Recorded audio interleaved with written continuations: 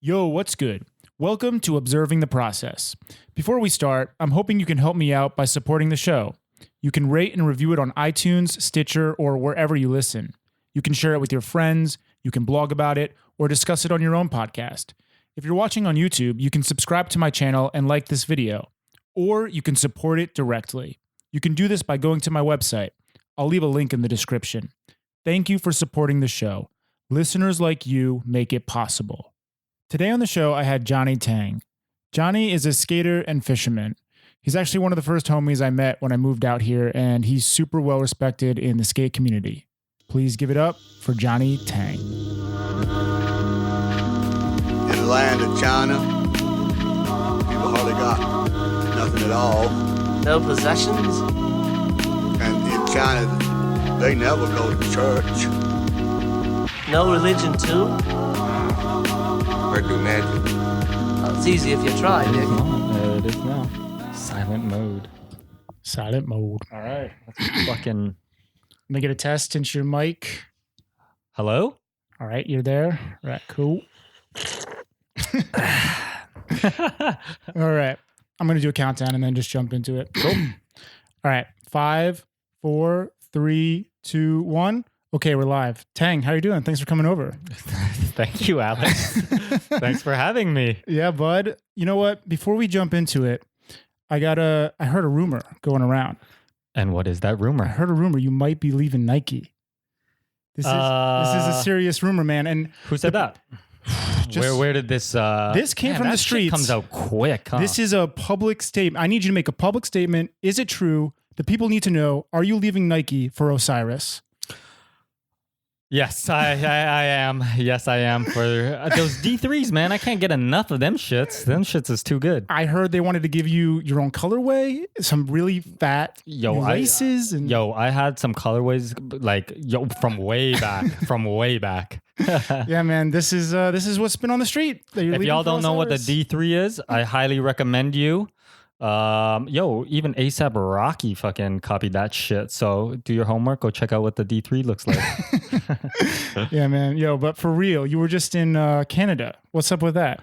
Yes, I was. I was back for 2 months. You take long vacations back home. It's not really a vacation. I look at it as just like another learning experience, just because there's a lot of shit going on in North America, right?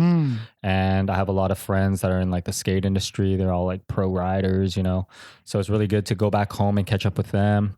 And I don't know if I like consider myself, I guess I would consider myself like a city boy because I've been living in Shanghai for so long, right? Right. Has it been more than half your life at this point or not? Almost. Coming up on half your life? Like brain wise, like I know what I'm doing now. Like, well, adult life for sure. Yeah, adult life. Yeah. Most my life has been, in China, That's in crazy. Shanghai. Yeah. So, but there's a lot of things. It's like slower pace back home, and it's just really, really nice to just go back home and like rejuvenate your brain. For sure. We don't get that nature vibe out here. And not at all. I mean, you pay to go to Century Park to throw a frisbee and stand on grass. You know what I'm saying? how crazy is that? For people who don't know, like if you want most just public parks, they don't let you walk on the grass. They don't let you walk on the grass here, which is crazy because it's like if you did it, everybody else would, and there wouldn't be grass there in like a week. Yeah, so that might just be like a mob mentality. They just don't want like a mob of people hurting on the grass. But you know what? In Central Park, like in New York, it seems to work out fine. I just don't understand it. I don't know. I mean, we're definitely like over exaggerating a lot. Like there's grass and all that stuff at Shuhui Binjiang. Like I don't know what they do to maintain it, but it's still there. Well, the only spot that I know of that really lets you do it is Fuxing Park. They let you go on the grass. But remember at LP, when we used to They skate, wouldn't let you they walk on wouldn't the let grass? you Yeah. walk on that grass. And that there was was like, so much beautiful grass there. it would have been such a good picnic spot. Just post up. Think about how cool the Shanghai concert hall would look with a bunch of young people just hanging out, throwing a frisbee, playing with their dogs. It just makes the building look so much more cultured. Right. You know what I mean? But like, yeah, no walking on grass because it's grass. It's crazy. It's crazy. So that contrasts a whole bunch. So let's jump into it. You're from Canada. For people who don't know, where in Canada, and give me a little intro to that. I was born and raised in Toronto, Canada. I spent most of my life there, probably until I was like 20 years old. And 1 year I was visiting my grandpa in China because he's about to pass away, old as fuck, cancer, smoking and shit. And then, but I was here when I was 17, so I knew what it was going to be like in Guangzhou at the time when I first came, right? So I was like, okay, I got to come back. I'm going to bring some skateboards. I'm going to probably spend maximum 2 months. Definitely want to get some good skating in while I'm here. And yeah, so when I was 20, I kind of came on a family trip to China, to Guangzhou, and I just ended up staying because it was so sick for skating. Yeah. Dude, so when you were 20, what year is that? When I was 20, that must have been like 2002, Wow. maybe 2004. I forget. Damn. It's either or. But yeah, that was a long time ago. And shit was like awesome back then because shit was hella cheap. China was, like what people know as China, like fucking awesome. It was so awesome. Yeah, spots seem to be so much more accessible back then than even they are now. Spots were everywhere. Food was everywhere. You could go motorcycles. You could jump on, like you could go hail a dude on a motorcycle and just go hella far for hella cheap. Taxis were super cheap. Food was super cheap. Skate spots were everywhere. No security. Everything. I mean, it was just awesome. Like that time in China was, I mean, for anybody who's just like visiting China, like for their first time, it's awesome.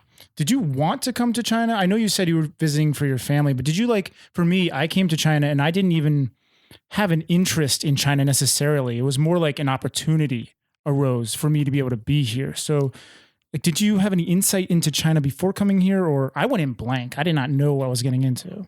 Which is crazy. Yeah. And you're still here. Yeah. But that means you had like a good time. Like you've had a good experience. I'm still having a good time. Right? Yeah, it's still going on. So I think that's like I didn't do my fucking homework. I'm not that type of dude to just be like, oh, what country am I going to? And the internet isn't even popping back then in 2002, right? Yo, I seriously, telephone lines. Like that's straight up. Like that's what was going on in my internet. But I was, so like I said before, I was here when I was 17. And all I knew was skate spots. So when I came back this time, I was like, I want to go see all the skate spots. I'm going to stay here long. I'm going to be here for longer. I'm going to take advantage of this opportunity while I'm here. And skating, just shit started popping off. Like I had a skate shop ask me like, hey man, you want to ride for us? And I was like, nah, it's cool. I kind of got a sponsor back home thinking like I'm going to go back to Canada or whatever. And they were just like, we'll pay you. I was like, what? I was like, what? I was getting like shoes and boards and stuff like that back in Toronto. Right. But like to get paid was kind of like unheard of, like I wasn't at that, like, I don't know. I still don't think, I should be getting paid to skate just because it's like the best thing in the world. It's like something that I enjoy doing and I'd be doing it anyways if I wasn't getting paid. Yeah. But like that helps. Definitely. But when you start to get paid, does it change your mentality of skateboarding at all? I mean, for the time being, no, not at all. Like you just want to be better and better at it, right? At the beginning, like at first when I started getting paid, I was just like, sick, like this will just help me skate better because now I have more money to travel. I have more, like I can eat better and skate better, Sure. Like I don't have to think as much about how far or how often my boards are going to break and stuff like that. It's just like, I just have money to kind of just support myself now to do it. But yeah, that's how it should be, right? I think some people, for me at least, I would maybe start to overthink things a little bit. Like, oh, I'm getting paid. I got to please the right people. I got to make sure like I hit these goals. Or maybe if you're more like easygoing, it makes it more simple. I mean, don't get me wrong. Like at the beginning, that's how it was. Like, like, oh yeah, support. Woohoo, I get to go skate. But down the line, obviously the more sponsors you get, the way that skateboarding has been evolving, like, you have to kind of like keep up to date. So you can't just be like, woohoo, I'm having fun skating by myself, learning new tricks. Like we all use social media nowadays, right? And you see what the best skaters are doing and you kind of just like go with it, like you learn from the best and you kind of apply it to yourself. So definitely setting goals for yourself every time you go skate is a huge thing. Like, and with like with technology nowadays, every cell phone has like a wicked good camera, you know? Sure, yeah. So it's You have just no like, excuse. yeah, you don't have an excuse not to Be filming. be filming, getting some content and posting it out onto the World Wide Web because somebody's watching it, right? So like you could, with like social media now, like you can either be, you know, an icon to like the city that you're living in, you know, everybody knows you, but what your sponsors are wanting from you is like, we don't want just like your local community to know you. We want you to be known nationally, or as a skater, that should be what I don't know. You know, it's kind of weird in like skateboarding because you could be like it's so judgmental or whatever. Like skaters can always hate, but it just depends on how you do it. Definitely. You know, so it just like, depends on your goals, I guess. What you want to get out of skateboarding. But so you come to China. You're in Guangzhou for the beginning, or? Yeah, so I posted up in Guangzhou for the first 6 months of living in China because I have family there. So I was just like crashing at my aunt and uncle's place. I have a cousin that's like similar age. He's like 2 years younger than I am. So it was awesome. Like he actually got into skating because I was around. So we would just go cruise around and like just kick it. I heard originally you actually didn't bring your board to China. That's when I was 17. That was the first time. First time. Oh, okay. And then the second time you come through, you have your board, you're like ready to I go. came fucking Rambo'd out with ammunition. I had everything when I came the second time. When I was 20, when I decided to stay this time. Oh, okay. Or on my last visit to China, I was like, I was prepared. I brought so much shit. Were there not many brands out here like doing stuff, or? It wasn't just that. It's just easier. I had a few to have like your hookup and your stuff that you're comfortable with. Yeah. Like I had a hookup in Toronto at the time. I was writing for a distribution, and I told them, I was like, hey guys, you know, like I think I'm gonna be coming up to China for a few months. Is it cool if I get like, you know, product ahead of time? And do you think you guys could help me out with some discounts on some product? And they were like, fuck yeah, like go out there, you know, film, have a blast, and enjoy yourself. And I was like, fuck yes. Definitely. So I came with like shit ton of trucks, even though I didn't need shit ton of trucks. But anyways, it was awesome. Someone told me, I think it was Charlie or Eric Lai, they said mention racist shoes. Do you remember that? Yeah, but you don't call it racist. I don't know how to say it. They said on WeChat, literally pronounce it racist. Dude, this was the craziest brand. When I heard the name, I was like, damn, like did nobody do like, did this not like go through any sort of like, you know, testing or like was there not a single person that did a spell check or something like that? But so I was in China riding for I don't know how long. I was in China for probably like, I was already living it. So so the thing with racist shoes was, at the time when I was living in Guangzhou, they had the best riders, and I would see the shoes here and there. It wasn't super popular in the South, but everybody was talking about it because like the best riders were on this team, you know, like racist. And I was like, damn, like I don't even want to ride for these shoes. Like who the hell like names a shoe company after that? That's like dumb or whatever, right? The only dude that speaks English can understand. Yeah, exactly. Like I felt like I was the only person who understood like what was going on with that name.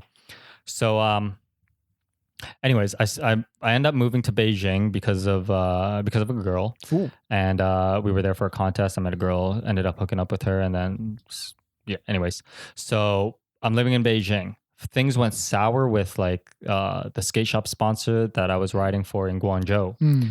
So homie Jeff Han, who runs Fly Streetwear, the fucking big dog, like super homie.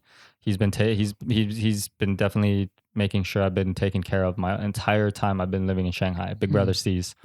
So he hits me up. He's like, hey man, like we'd definitely like to like, you know, work with you. And I was wondering if you want to like ride for the shoe company. It's not much money, but it's better than nothing. So I was like, fucking hell yeah. Like I'm down. Like you guys are sponsoring like the best riders. You have Chelin, you have Fu Ling Chao, you have Blackie. Was Blackie on it? I don't know. They just had everybody. Boss, Jeremy, those kids were all on it. Wow. So I was like, damn, yeah, this would be an honor to ride for you guys. As long as I could, you know, just not But you guys got to like explain the name to me a little bit better. It's not with a T, right? So yeah, it's not racist shoes. It's racist. So it's like Racist. RAYSYS. Okay. That's the name of it. Yeah. And the whole thing with that shoe company was, it was a dude that opened like pharmaceuticals. So he was in like the pharmaceutical industry, like the guy who owned like this company or whatever. Right. So he made mad money just making pills and shit. Okay. And he was just like, yeah, I want to start a side project and I want to do it with shoes. So he had And somewhat of a passion for this other thing and can just like afford to do it, even though he didn't have much of like a background in shoes. Bro, like, you don't know how much it costs to make shoes. If you were gonna make like one shoe in like one size, sure, why not? But you have to make like stamps for every size, Right. every model. Like it's a huge production. It's not cheap. You have to hire workers and everything. Sure. Like owning a shoe factory is insane. But yeah, so got on the teams right away. We start traveling around China. Crazy stories. And at this point, you're based in Beijing, and most of the riders are based in the north, or? So I think I was the only like rider in Beijing getting paid. Most of the team, I guess, was based. Oh no. So there was one rider. So there was a few riders that were getting paid. It was Fu Ling Chao. He was getting like the most. Him and Chilin were getting the most. And I was in Beijing. So we had one in the north, which was myself, one in the middle, which is Chilin. He lived in Zhengzhou. Okay. And we have one in the south representing the brand. So it's like, boom. Yeah. How do you say it? Geography. Geographically. Killing it. We're set up. We're set up. North, middle, south. Sure. All set up. And yeah. That was it. We were like right away. We started going on tours. I remember like going on tour, not speaking a lick of Chinese. We were going to like Changchun. We were going to Yuci. We were going to all these crazy cities, and I was like, "Yo, what the hell? Like, I've never been here, but this is fucking awesome because these spots are so sick." And you're with like the homies, and you're learning Chinese on these trips. We're going to clubs every night, and I've never been to a club before. And I'm like drinking alcohol. I'm like, this stuff is gross. Why do you people drink this? But I'm having a good time, and there's girls. Anyways, it was awesome. It was like what a skate kind of tour should be. Right, but on crack. Because for people who don't know, China, I don't know, this is a stat from like 2007, but at that time, they had 56 cities with over 1 million people in it. Easy. So that like, that's kind of uncomprehendable for America. Like we have like a couple major cities. I think it was like 10 with over 1 million when I read that stat. So to have these cities just being popped up and like people don't understand what kind of skate spots are out here. And then people, they're still out there and we don't even know they're there because there's just so many cities. Would you agree with that? Or do you think like most of them have been found at this point? Okay. So there's probably a ton of cities in China that still hasn't been discovered for skateboarding. Right. And the amount of marble and granite that's here is insane. I don't know what it is, but I think it's just like, building on flat is easier. So let's just blow up like these mountains. Let's just flatten this land and build on top of it, you know?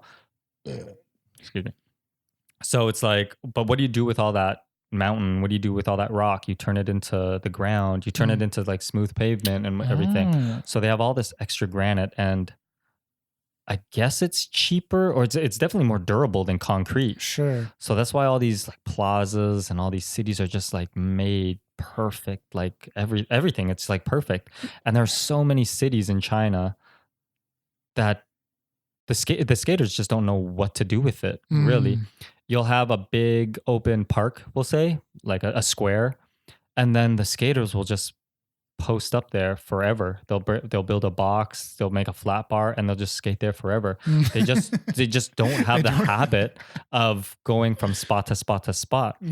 And for any skate team that's, anybody who's like, it doesn't matter, like BMX, inline, I don't even know if people inline anymore, but like skateboarding, for anybody that's coming to China, just throw a dart at a map of anywhere in China and just go to that city. It's 100% you're going to find like the freshest, most unique, like craziest spots ever.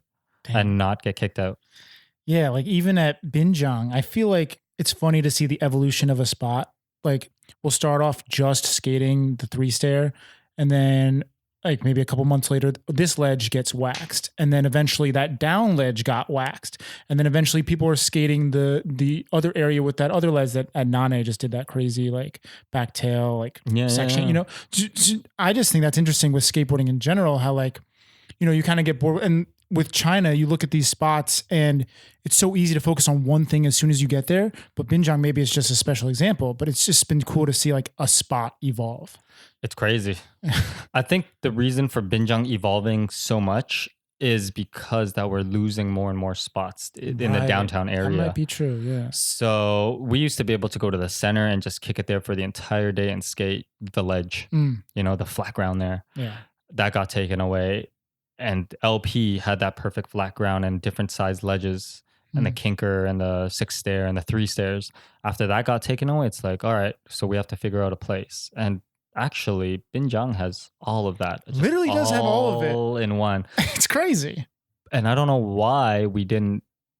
Yeah, I guess. That's what I'm talking about. I don't know why it didn't get waxed up long ago. It took us being forced to be there to try and like wax up every inch of it and skate it in different ways. But, to tell you the truth, though, I think it's just I think it's just skaters being lazy, not wanting to break it in. That's it does, dude. It takes like a good couple weeks to a month to break in a granite ledge, dude. Especially the ones at Binjang. I mean, they're super easy to break in for sliding, but to actually grind it, it's a fucking nightmare. Yeah, that down ledge. But once that down ledge was fully good, like I've had so many good sessions just like train back 50s down. Oh man, it's the best. Fun. It's the best feeling. Like, yeah, that's how you break in a pair of trucks for sure. Yeah. Let's go to Binjang and just fucking grind through that thing. It's sure. not easy though. That ledge is super hard. Like to do any, like the tricks so the Hellas video that's going to be coming out soon. Oh my God. I saw some of the tricks that those motherfuckers did. Oh, yo. Fucked up. Like, dude, I tried like the basic versions of their tricks. I'm like, damn, that's hard as fuck. I don't think I'm gonna like come even close. And then Stefan rolled up one day and he like posted up with his phone. And I was just like, yo, you guys got that much footage in a week? Insane. Like, I can't wait to see that video. They must be doing a premiere in Shanghai. Because it's like, so. I mean, maybe they're not, but they're definitely doing a premiere in, I guess, Paris. That's like where Hellas is based out of. They did do that one. They did do that. It's already out. Well, they did the premiere in the Eiffel Tower. No fucking way. Yeah. It's baller, right? That's some baller shit. Yeah, that's exactly how you're supposed to do it. I hope if we ever have a Shanghai video coming out, we could do it in the fucking Pearl Tower or something. Yeah, you know, like dude. that's the best of the best. That'd be wild. All right, let's take a step back and go back to you're just in the moment with Racists. Oh yeah, so back to Racists. So I'm riding for them. And they give me money. And their shoes are kind of crazy because they fell apart hella quick. No way. Yeah, they fell apart all the time. And I would tell them, I'd be like, yo, your shoes are like, the quality's kind of shit. They're like, just let us know how much you need. And I could, dude. Instead of fix the problem, let's just like supplement it. Dude, but like they were so affordable for skaters. It was like, you know what? That's interesting. Because back then, you couldn't get skate shoes really in China. There weren't no distributions.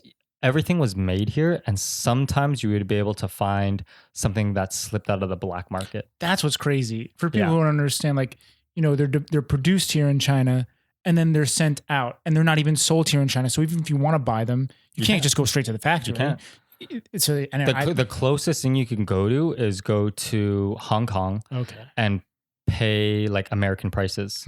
So, but for any skater knows, like shoes aren't cheap. And for skaters in China, I mean, dude, a pair of shoes gotta last you because of how expensive this hobby is. Sure. Right? So living in Guangzhou, what we used to do is we'd go straight to the black market and dude, just go through all the stores. Man, you guys don't even understand how big this black market is. We called it the Guangzhou railway station, and it was the sickest thing ever because you would go there and you would see like an entire mall. Like think about a mall sized. Think of the biggest mall you could think of back home, and then that's just specifically for shoes. And then another building that's specifically for purses, and another one that's just for like accessories, Wow. bags, watches, wallets, blah blah blah blah. And then another building that's for clothing, and another for underwear. It's an entire city just built of like these malls and like these distributions and these black market things. So, anyways, we would go there, and obviously the skaters in Guangzhou knew all the spots, so they would go from spot to spot to spot and just remember which shops had the good stuff. So we would go to one specifically for S footwear. We'd go They had specific, S in this fucking... because they were made in China. Okay. They were made in like Dongguan or and something. So these ones just like kind of fell off the back of the truck. Factory leaks. Yeah, factory leaks. Like they would purposely like, oh, we fucked up on the stitching, and they would, boom, sell it through the back door, so everybody would make a little cut. And it was crazy. And the craziest thing was, I think I remember seeing some like gnarly like sneakers, some like some sneakerhead sneakers being leaked out of the factory. Because when I was there, I remember like Nike SB was like the hot shit, and collectors were like lining up for days just to pick up a pair of shoes. And I would go to this black market and just see like, dude, Nike SB Astro Boys, Nike SBs with a shrimp on them. I saw the What the Dunks months before like the What the Dunks came out, and I looked at the shoe and I'm like, come on guys, like, are you guys really trying that hard? Like these factory leaks, are you guys really trying that hard to like come up with something to sell? And then as time went on, boom, that shoe was released and was like a huge push by Nike SB. And it's like one of the most sought after, sneakerhead shoes out there right now. And I saw that shit like months ahead of time, and I was like blown away. And after that happened, I was like, oh damn, like those shoes that I saw were either like samples that were gonna be like in creation or blah blah blah. Yeah. Definitely, that's wild, man. But yeah, all us Guangzhou skaters, any skater that was rolling through Guangzhou, we would go there, cop shoes. 100 quiet for like Vans half cabs. Oh my god. So that's like $20. Yeah, $20. $20 for a pair of shoes. Yeah, for people who don't know, you're quite the sneakerhead. I mean, you rock Nike, you are Nike, you are China Nike, like that is you. You have all the freshest shit. How did you get into sneakers? Oh, I think I got into sneakers because I was poor as fuck. I was always a poor, like growing up in Toronto, I was hella poor. Like my parents weren't rich at all, so I would have to make my shoes last as long as they could. And I would always like pay attention to everybody around me because they would have like the dopest kicks. Like, oh man, he's got the Sean Sheffy 2s, those just came out. Oh man, he's got like, the Carry Gets. Oh, I wish I had those, but they don't last long enough. But they're like sick, and they're $120. Damn, like I can't afford that. So I'd buy like, anything that was on sale and whatever I thought would last the longest. So I'd always pay attention to shoes and just totally know about them, just because being poor makes you, kind of know what you need to buy. Exactly. Like, yeah. So yeah, and how did I get into like Nike sneakers? I guess was even before Nike, like you collect. I mean, I guess. Okay, yeah. Here's how I got into shoes actually. So I would always pay attention to what the pros were wearing in the videos, the ones that were skating around us. And they would always talk about it. Or if the older guys would always wear the coolest shoes. They had the money to do it, right? So I'd always pay attention to that, no matter if it was like their skate shoes or their chiller shoes. So I would always just pay attention to that. So once I started being able to afford my own skate shoes or have a hookup to get like a discount on skate shoes, I would know exactly which ones I would buy to, be cool. Right. Yeah, because if you wear a certain pair of shoes in a genre, if you're in like this day and age where you're wearing a specific pair of shoes, it kind of speaks for itself. I feel. Yeah. So like right now in this day and age, I feel there are a few pairs of shoes that you have to have that kind of speak for this generation. You know what I mean? Yeah. Like, I know what you're saying. Yeah. And then, do you care about price? Like, I feel like since you have this like such a tight connection with Nike, you kind of got hooked up with them and they kind of just flow your way. And when you have that relationship, maybe you're not even looking at numbers, so you don't care about what it costs. And I feel like a lot of sneakerheads, they just like look at numbers and they want to buy or have what is the most expensive. Like, for example, I heard a story like you got some shoes that were like super crazy looking and you didn't even want them, but then you found out they're worth like 10K. Yes. Yeah. So like I'm curious, like coming up from, you say you come up like not so privileged, so you don't really care about even looks. You just want like the most like durable. I just want something to skate good. Yeah, exactly. Like at this age, I don't care about how cool I look because I still don't have the funds to do that. You know what I mean? Like looking cool is a really expensive hobby. Being up to date with, it's a luxury. I mean, if my profession was, you know, to like keep up to date with that and I was making money off of being like trendy or whatever, I'd totally be like, I'd be die hard into it. But being a skateboarder, I just want to wear something that's comfortable. I don't care how much it's worth really. But yeah, if I can skate in it, that's fine. You know what I remember over the years, and I respect this so much about you. Like you get a lot of free shit and then you give it back to the community too. Cause I'll see you skate a pair of shoes and you're like, this one's not for me. Like, anyone want it? Who's a 9.5? What are you? 9? No, I'm a 9. Yeah. So I've always like, damn, Tang's the fucking man. He's hooking people up with like, cause he like gives back to the community. Dude. So I think that's so tight, man. I think it's just such a good thing for, obviously, like we get riding for Nike, we get like a shit ton of shoes, which is a fucking awesome thing. And I don't particularly like all of them, but I love trying. I'm definitely a tester of shoes. I want to understand every pair of shoes that I almost wear. Forgot you're like a dunk dude. Like you only skate dunks if you could, right? If I could only skate a black gum sole pair of Dunk Highs SBs for the rest of my life, if I could just wear that shoe, that's the only shoe I would wear. You'd be hype. But anyways, we get a lot of crazy shoes. So, and I love testing a lot of crazy shoes. Excuse me. I don't know what the hell happened. It felt like a fly just like shot into the back of my throat. Coffee came up. But yeah, a lot of the times I just hate getting used to something that I'm not used to, you know? Right. So it's more like you just don't want to, you found your love of what works for you. Like the dunk works. Yeah. But you test other stuff out and then you'll just like recycle it to the community. Exactly. Because I think when I was younger, I knew how hard it was. I knew how expensive skateboarding could be, right? And if I can help out a homie or like a kid or whatever, if they're the same size, fuck it. Why not? You know, like I don't care. I got that shoe for free, so why should I sell it or whatever? I'll just give it back to somebody who needs it. Definitely. Same thing goes with boards, anything like my clothing. If it's not for me, I'll just, you know, hook up the kid. Hopefully he does the same thing. You know, he takes that habit or he learns something from, you know, what happened, and hopefully he becomes like a super good skater one day and like, you know, passes on that vibe to the younger generation. Hell yeah. I just had Guamu 2 episodes ago, and he has a similar vibe of like something like I just see it in certain people, like they just want to give back. Like his story is like someone at Transworld, they got back, like long story short, he reached out to Transworld, like, yo, I can't get Transworld in China, like, and then they're like, all right, yo, give me your address, we'll send you a box.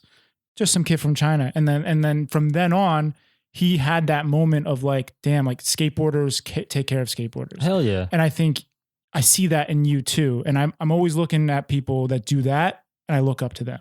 So I just wanted to shout that out, and thank you. I think it's fucking dope. I shed a tear.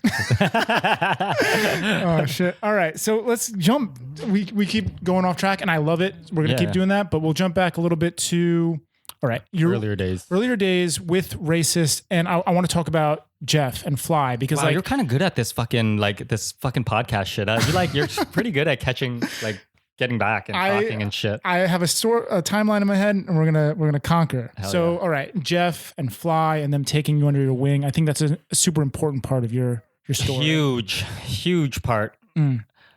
So Fly, I feel like Fly Skate Shop in Shanghai represents and has held down skateboarding for China this entire time. Mm.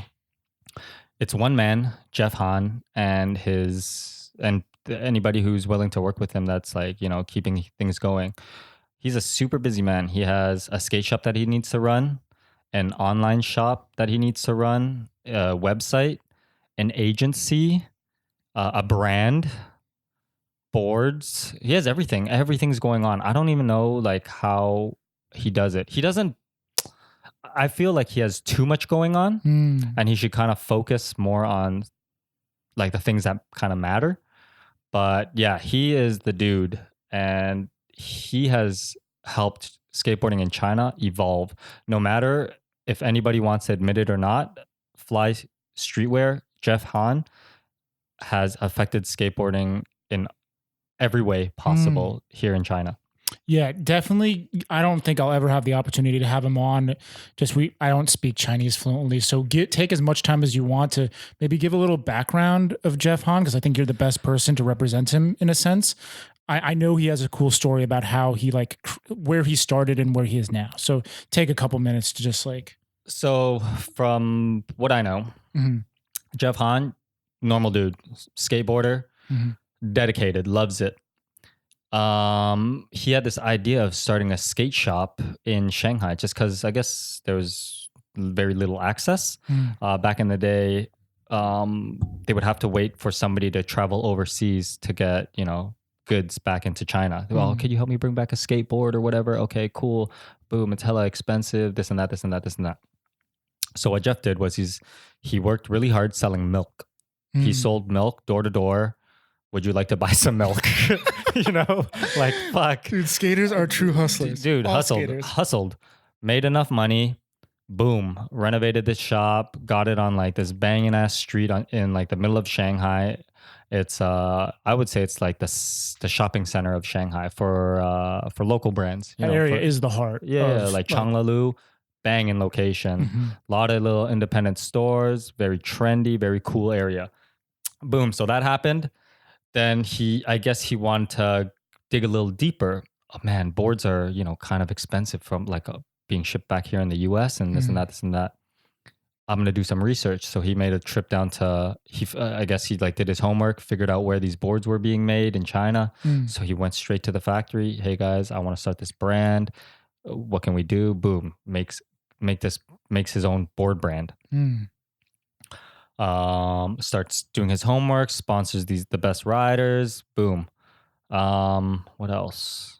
All right. So how can I, evolve more? Let's start this website. Let's start taking this news from all over China and putting it online and just like letting everybody know about what's going on in the north, in the south, in the east, and blah blah blah. Okay, let's upgrade it even more. Let's just translate Thrasher content.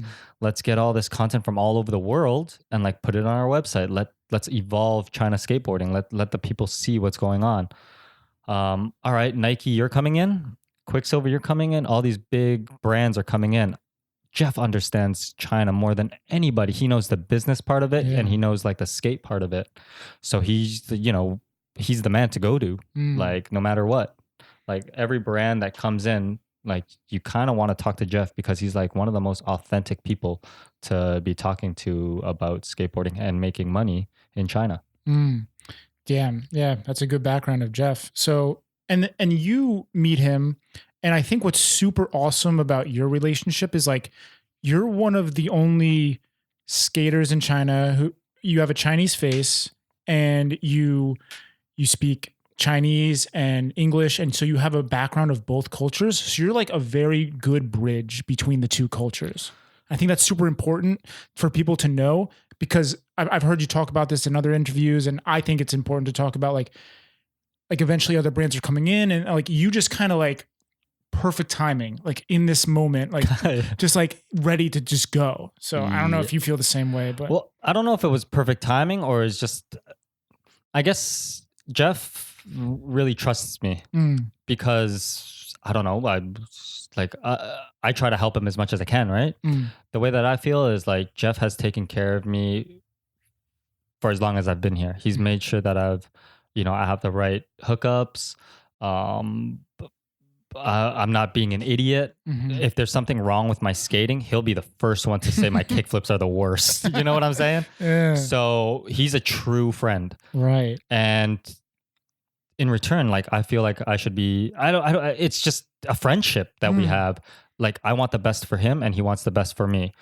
And whenever, these people from, like, whenever these foreign companies or whatever come in and hit up Jeff, he'll definitely hit me up and he'll be like, hey, Johnny, like, do you want to join me for dinner? Like, I don't, like, my English isn't good. Do you want to do some translating for me?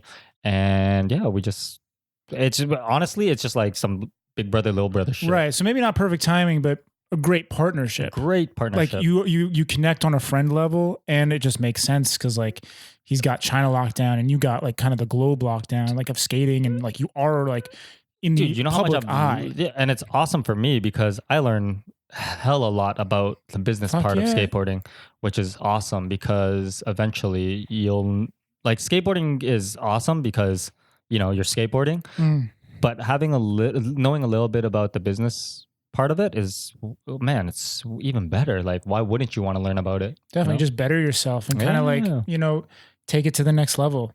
It's fucking awesome. Yeah. So all right, I think this is maybe a good segue into bigger brands coming into China. Do you remember when that started to happen? Like, because to my understanding, from early 2000s to late, like starting around the late 2000s is when brands started to come in and try, and maybe you could give your side, your take on what went down. Let me see.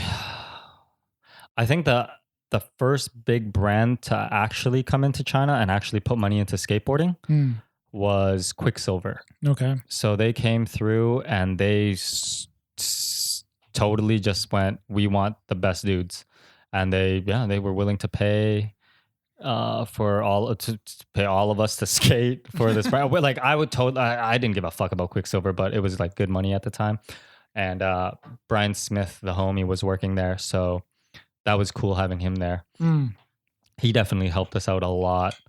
But I hated wearing the clothes because they only do clothes. And I hear that story, and I'm always a little confused. Like, when was Quicksilver in skateboarding? I think they were though. They sponsored a shit ton of good skaters. They had like Danny Garcia, Stefan Janowski, Tim O'Connor. They had Reese Forbes. They had they had such a banging ass US team.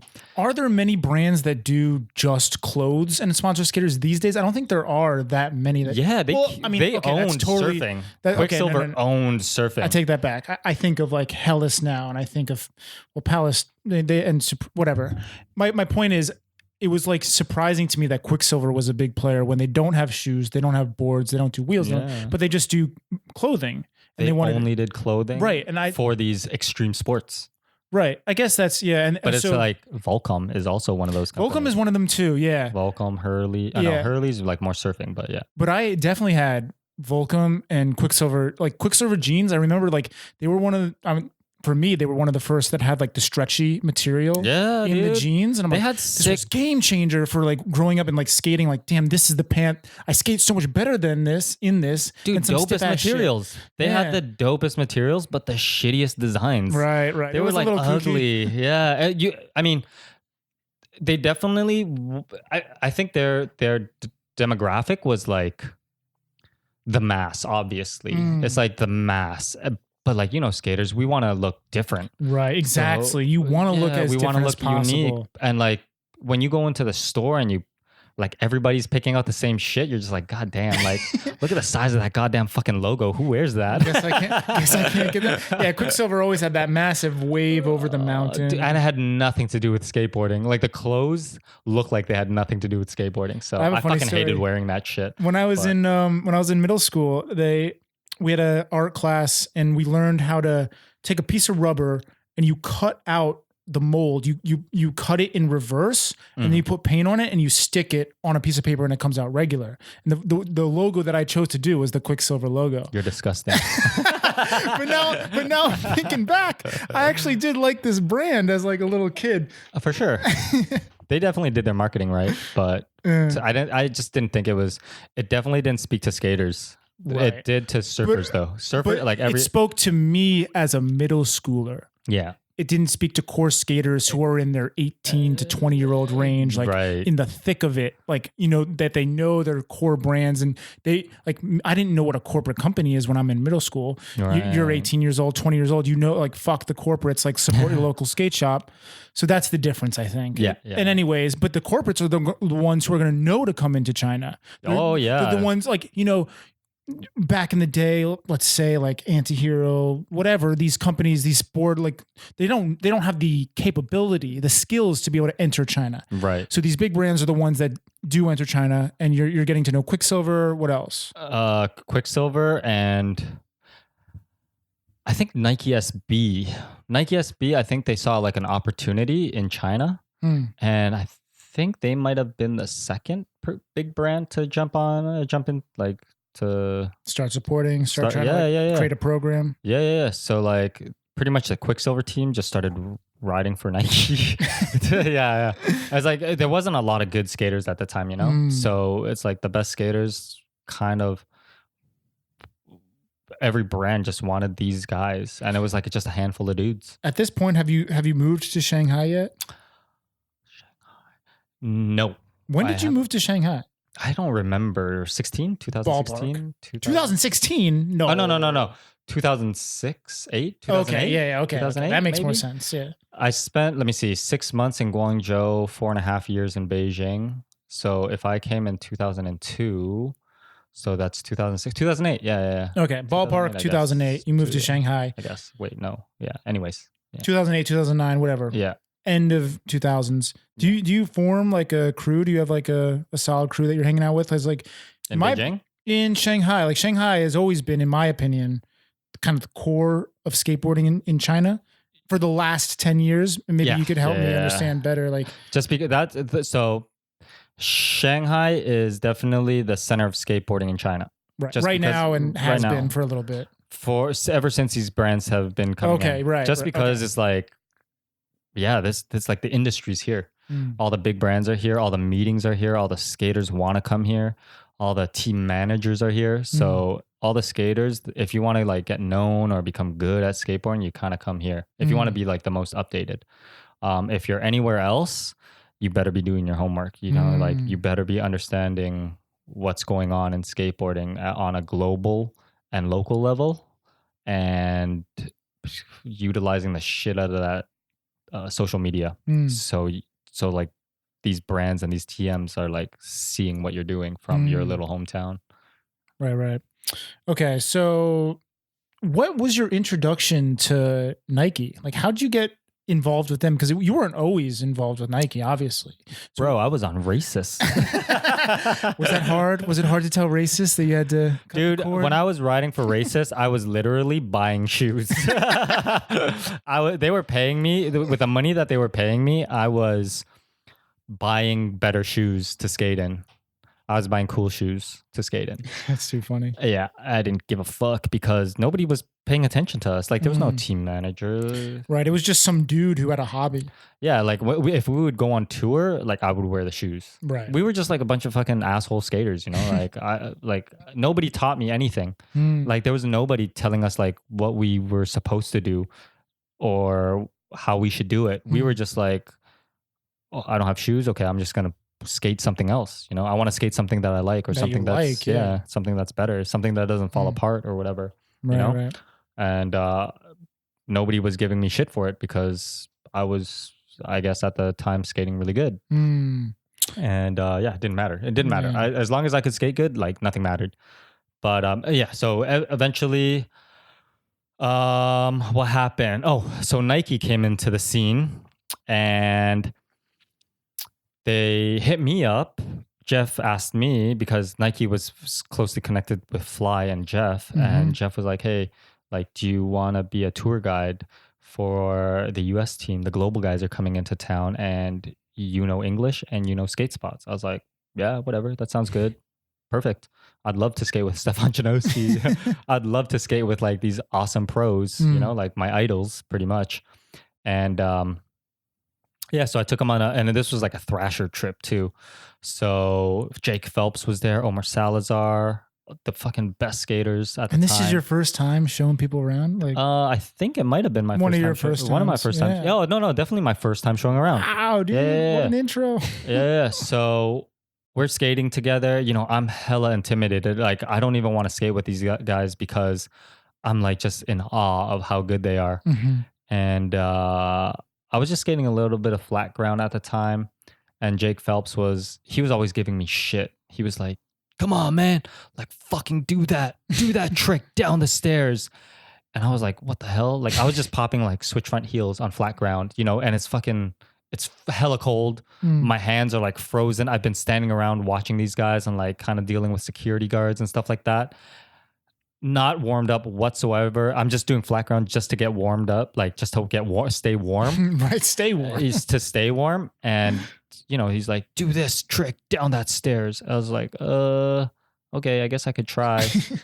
and I remember super clearly, like the first one I tried, like down like this 10 stair in Beijing. Stefan was doing like this huge switch ollie down this gap. And then they were like, it was so cold that nobody was really feeling it. But we were at the spot. And then I think he gave like 2 switch flips a try. And I was like, damn, that'd be such a sick switch flip. And he was like, fuck this, it's cold, blah, blah, blah, blah. But we were there and Jake Phelps he just like pointed a finger at me and he's like, try the switch front heel down the 10 stairs. And I remember like I did it down like a double set and it was like a 4 gap 2 stair or something like that. So it's like a 6 stair, right? And he's just like, do it. I was like, okay, I will try. So I hucked it, flailing like a motherfucker. Like, dude, it was so scary. Like, I think I was about to get credit carded or whatever. Like, imagine like your board shoving up your ass, jumping down a 10 stair and like rolling both ankles. Like, that's what I felt like.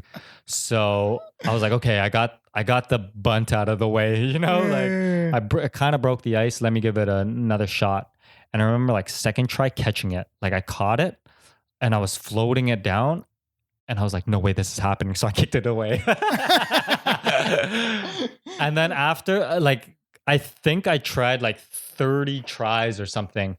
Dude, my body was giving up. I was like, dude, my legs were shot. They felt like jello. I felt my gloves were all ripped because like just from like landing and everything. Oh man, I haven't jumped in a while.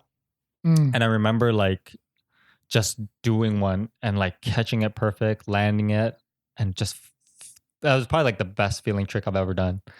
And I rolled away, and that was it.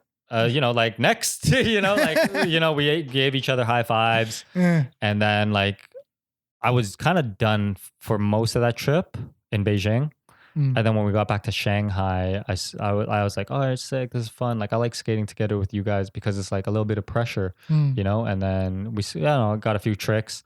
And then they went back to the US. And I think I was on a trip in Hong Kong. And I was in like this contest and I won like the best trick. It was like a DC Nationals or some shit like that. So Nike's gone. I'm in Hong Kong for this contest. It's the second year in a row. Last year I did okay. I won a trip to like Globe World Cup, you know, the year before. And this year it's like DC's hosting this event. And I go back and I'm kind of prepared because I've just been skating hard. And I go there, no practice, no nothing, just like having fun. And I got 10,000 Hong Kong dollars for winning the game of skate. And then I won the contest and I got on like another 10,000. And this contest was held by DC and they were like super interested. So DC's coming into the picture now. Ooh. You know, like DC wants to move into like Hong Kong, like Asia Pacific market. Damn.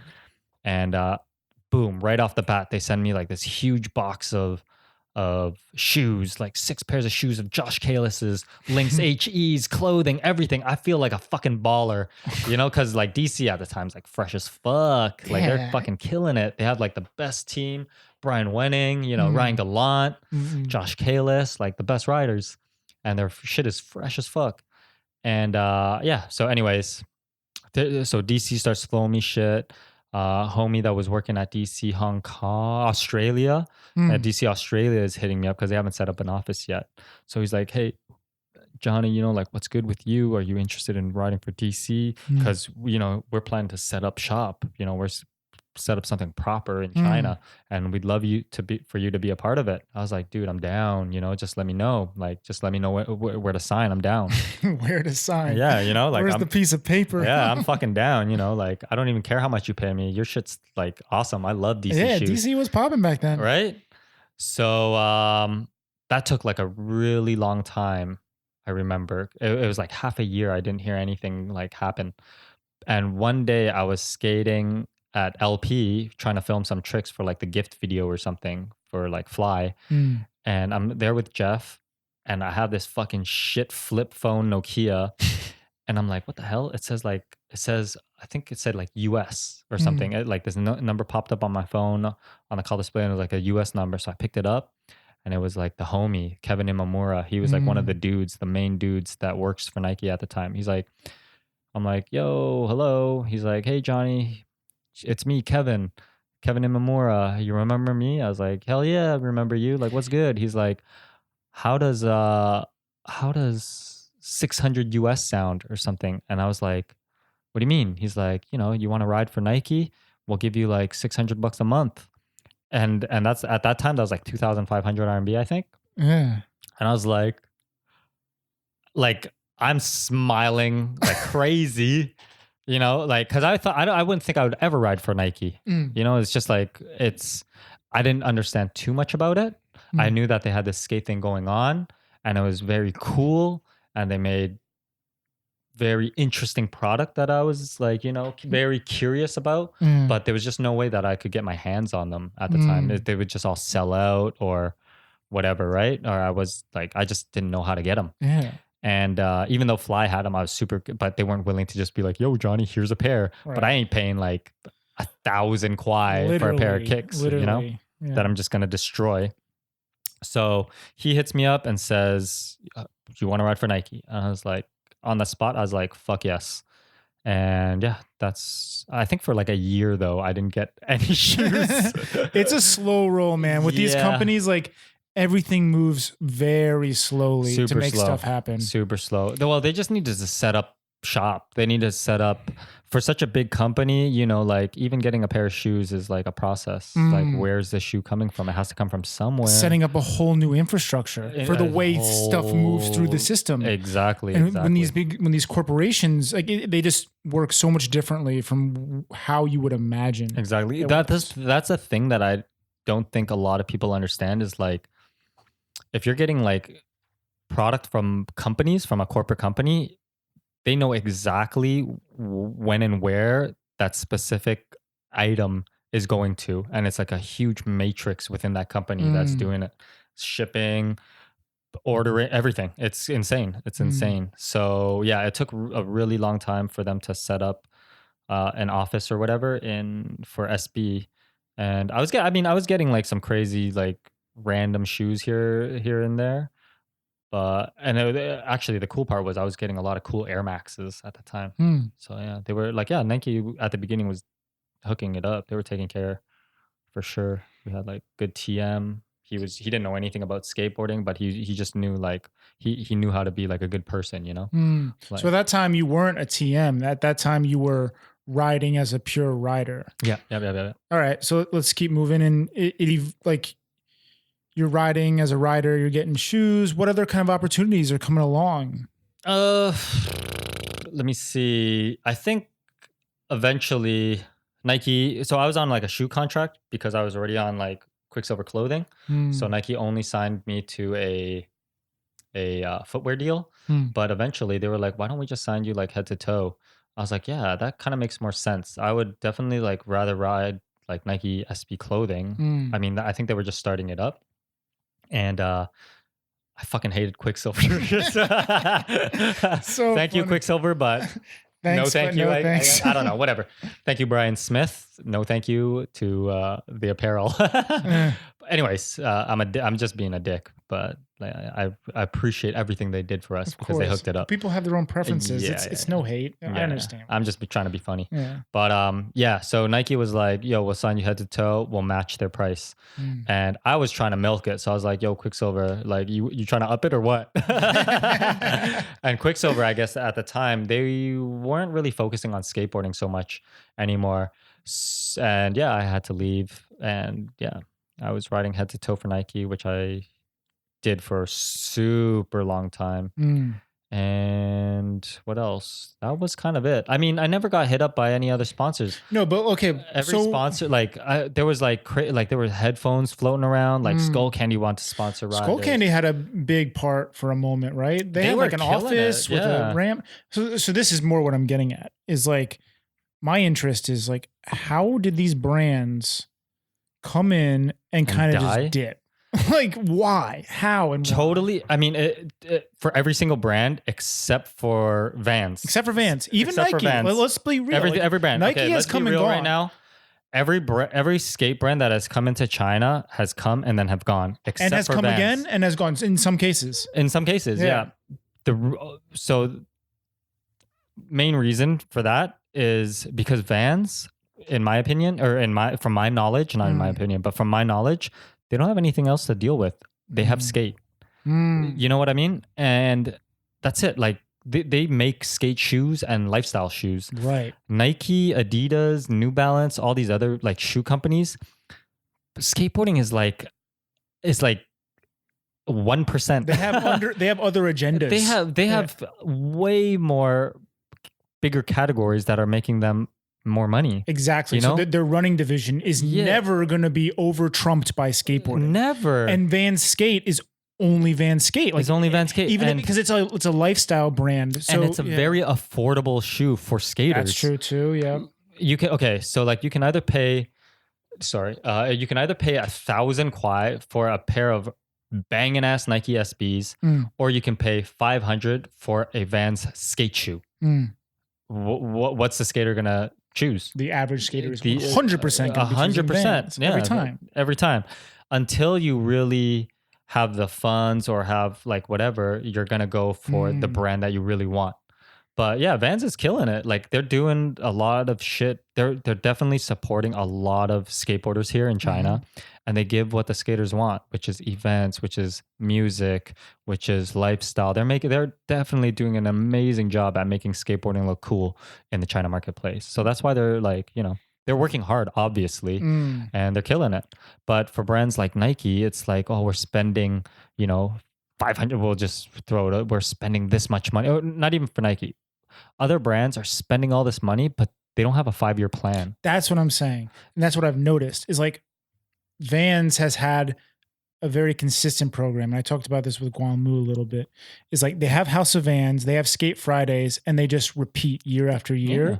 And it's quite simple. And in different cities. They're expanding. Grassroots events, they're killing it. Definitely. And for brands like, I'm going to say A, B, and C, whatever, Nike, Adidas, like these brands, they've come in hot and they blow a massive budget on 1 week of events. And then it's like gone for the rest of the year. And then it's just gone. It's like, you did a great job at that 1 week. Yeah. I enjoyed it. I loved it. It's a really cool feeling when that, like you have that feeling come together, but maybe spread that across the year and like have more consistency and, Yeah, exactly. Like, I mean, some brands just want to ball out. They want to just like flaunt, right? Like, for example, I saw Nike, one of the first events, I don't know if you're going to remember this, but I came across a photo of this indoor section that Nike had did with turquoise ramps. And I think you had said that like City Jam, maybe, I don't know. It looked incredible. Like the park they built.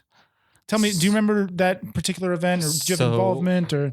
So there was a thing that was going for a few years over at Nike called the Festival of Sports. And what it was like it was for the people. It was the Yuanshan Stadium. No, not Yuanshan Stadium. Shanghai Indoor Stadium. And they took over a bunch of spaces. And so you could do all the sports and you could do all the sports that you wanted. And it was like the most premium experience you can ever get. So you're gonna be playing basketball, but then Kevin Durant, Paul George, and LeBron James is gonna be like posted up watching you. You're gonna be like competing in this amazing skate contest with judges from the Tampa judges judging you, and you're gonna have Eric Costin and Theodis Beasley and all these crazy like top tier pros like there doing demos and like watching and skating with you. So it was a huge event. But then it's like after the weekend's done, they just tear it all down. So you spend all this money. Then what? You know what I mean? Yeah. And I think this is a symptom of like these bigger brands. They have the money to do this in other like sections of their brand. Like, basketball has basketball and they have the ability to build a basketball court and they try and translate that to skateboarding. And it just doesn't translate the same way. It doesn't translate the same way. It's skateboard. Like, I mean, it definitely, they made a huge impact on the local skate community, 100%. And they definitely got a bunch more people to maybe be interested, understand, go out and buy a skateboard. But what the brands don't understand, what these people don't understand are skateboarding is fucking hard. And it's probably the easiest thing to give up. Something that I tell skate schools and brands and this and that, whenever we have a conversation is like, if I gave you a basketball and, if I gave you a basketball to shoot in that hoop and you couldn't do it, you couldn't get it in the hoop the first day, the next time I ask you, hey, you want to go play basketball? 100% of the time, they're going to say no. When I ask people like, hey, do you want to go fishing? And they're like, ew, no, like that's so boring or whatever. It's because they didn't do it right the first time. They didn't get a feeling of achievement. So that's why it's like super easy for people to just not want to try it again. And for skateboarding, that's probably the easiest thing to do. Like you can see that local dude killing it at the skate park and be like, damn, that's cool as fuck. They don't understand how long it took for them to learn that trick. Right. But they'll probably go out, buy a skateboard, go home and be like, damn, this is kind of hard. They don't know where to start because, China just doesn't have that content out there yet. Or yeah, they just don't know where, like there's not like A to Z format of how to skateboard really here in China, but in America there is. And they have like all the resources obviously with all the skate parks, but like China's still like, still very infant stages of skateboarding here. Yeah. Even for me, like I teach skating and I've been a skate coach for a while. I do it on and off now. And something what I'm trying to explain to my students is like, they'll see me ollie over a board and think, oh, that's amazing. They'll see me do even an ollie. They're like, that's awesome. I'm like, you know how long that took me? Like 5 to 6 years. Yeah, to 5 to 6 years ollie. Just to be able to ollie, just to be able to ollie like proper. And they're like, and I like, they don't understand it. They're like, 10, 12 years old. They don't really understand like when I say that I'm being serious, but I try and say it as much as I can because I'm hoping they don't get discouraged along the way. Like that's my biggest goal is to make sure they keep trying to skate. Because so many people get discouraged, as we were just saying, like, because they see it looks so cool. And that's why I think basketball is so popular. It's like, it is way easier to get that ball in the hoop the first day. And you're going to get that sense of achievement. With skating, you just don't get it. And in general, people have a way better understanding of basketball. I think they, without like a single thought in their head, without even thinking, I'm pretty sure they already know like the position that they're supposed to hold the ball to shoot it into the hoop. Just because of how much it's around us when you watch, when your family's watching the sports channel, when you're searching something online, something will pop up to do with basketball or something, So it's really easily you watch and you kind of do. If I asked you, if I say, oh, I want to fight you, you would instantly put both your hands up and, like brace yourself for a fight. Sure. Right. But with skateboarding, so unnatural. Where do you really, like, yeah, you could stand on a skateboard, but what do you do after that? Almost nothing. You have nothing but balance. If you're good at balance, maybe you have somewhat of a head start with people. But other than that, like, and balance isn't even the biggest part. Like there's just nuance that you learn by falling. Like you learn by eating shit on a skateboard. But with the internet now, this is a complete different world. It's changed it up a little bit. What I think China is lacking is just something that teaches you from how to stand, like very, very detailed how to of select from starting with like selecting which foot you're supposed to stand on your board. Like people don't even know goofy versus regular. Yeah. And detailed to about a kickflip. But very, very detailed, like how to stand on and off your skateboard, how to walk on and off your skateboard. Repeat that. Give them these little goals where they feel like they have a feeling of achievement every time they step on their skateboard for that beginner. Once they get that going, I think by the time that they learn how to kickflip, they're not going to be willing to give up skateboarding. Right. And you'll have the sense, like everything in between from like standing on a skateboard to a kickflip, you're going to have to learn what's that? Standing, pushing, turning, tic-tacking, ollieing, front side, backside 180s, front side, backside shove-its, kickflip, heel flip. And once you have that foundation down, oh man, it's like skateboarding it's just common sense from there. Definitely. It's just common sense, but you just have to be very consistent at those tricks. And then after that, you'll figure out what to do to land the harder tricks. Like a varial flip. It's just a pop shove it with a kick flip together. Yeah. You can figure it out because you know how to do both. Right. That's what I like so much about it. Like you're forced to be creative and kind of like even learn what other people create. Like what's cool is like you can feel like if you are in China and you've never seen other people do tray flips or varial flips, or like you're gonna kind of come up with that stuff on your own eventually, just by keeping going and like progressing on your own. That's what I had to do because I didn't have no fucking internet. Yeah, I thought I was inventing tricks. After I saw my neighbor do like an ollie, and after I learned how to like kick flip, like from a homie's like, "Yo, can you kick flip?" He didn't even know how to do. But after I learned my first one, I was like, "Wait a minute, I can like kind of do like this 180 kind of thing, just skating by myself." And then eventually videos came in. I was like, "Oh, I didn't invent that." He did that way better than I did. Yeah, man, I thought I invented the inward heel when I was doing that. Right? I did that back in middle school. It was like the first trick like beyond a kickflip that I could do. And I was like, I think it was more of a pressure, inward heel, but I'm like, damn, that's a weird way to flip the board. Right, but you landed and it. I'd never seen anyone do it before. And I was doing it like kind of even standing still. I was like so confused, like, this is crazy. Yeah. And you get this feeling, this incredible feeling that you invented something. And you want to invent more. And you want to invent more. Yeah. That's the coolest part about it. If I go this way, then I can go that way. Yeah. And it's crazy. I think it's so important for like, as for me, my personal development as a person to have skateboarding in my life, because it kind of like, determination, creativity. Yeah, it grows you as a person. Dude, it's insane. Determination. Yeah, that's like the biggest part of it. Like sticking with something and just like trying something and just sticking with it Not until quitting. you succeed. Just not quitting. Just keep going, and you eventually will get it. Yeah. It teaches you something. Oh yeah. So even beyond skating, you're quite a fisherman. Dude, if I wasn't skateboarding, I'd be fishing. Fuck yes. For people who don't know, who can't see, homie's wearing a Bass Pro Shop hat. Oh God, I feel so trash. Luckily, we're in China.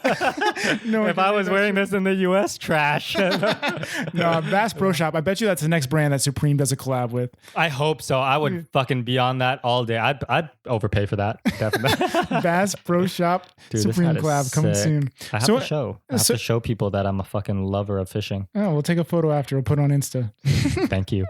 So, just okay. So what I like, the parallel between skating and fishing, you only need yourself to do it. You don't need to go out with a homie. You can go skate flat by yourself. You can go fish by yourself. Oh, I didn't even look at that that way, but yeah. So totally. I was thinking about that before the show, and I think maybe that's something that, like for me, growing up, I guess wrestling isn't exactly the same. You only need one opponent. But it's like you're on your own team at least. You're on your own team. That's the similarity. It's all on you. So I think that I've always been attracted to sports or activities where you don't need anyone else. Like I grew up, I just go skate flat by myself and I had a good time. So for you in fishing, like, do you feel the same way? Like, how'd you get into fishing? Like, what does it mean to you? So I've been fishing since I was like 2 years old. My dad's super into it. He's Asian, so like all Asians fish, I think.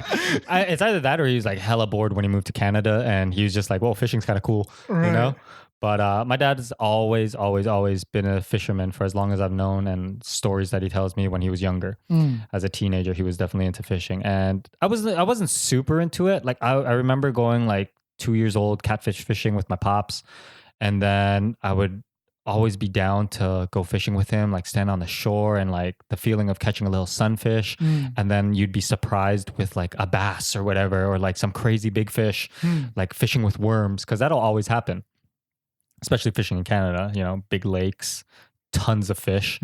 And I remember one year I was in Hong Kong, just hanging out, avoiding the winter here in Shanghai or Beijing. And I was like, yo, what the fuck? Like, you guys are fishing now? Like, I started seeing on like social media and stuff like, oh, that's so sick.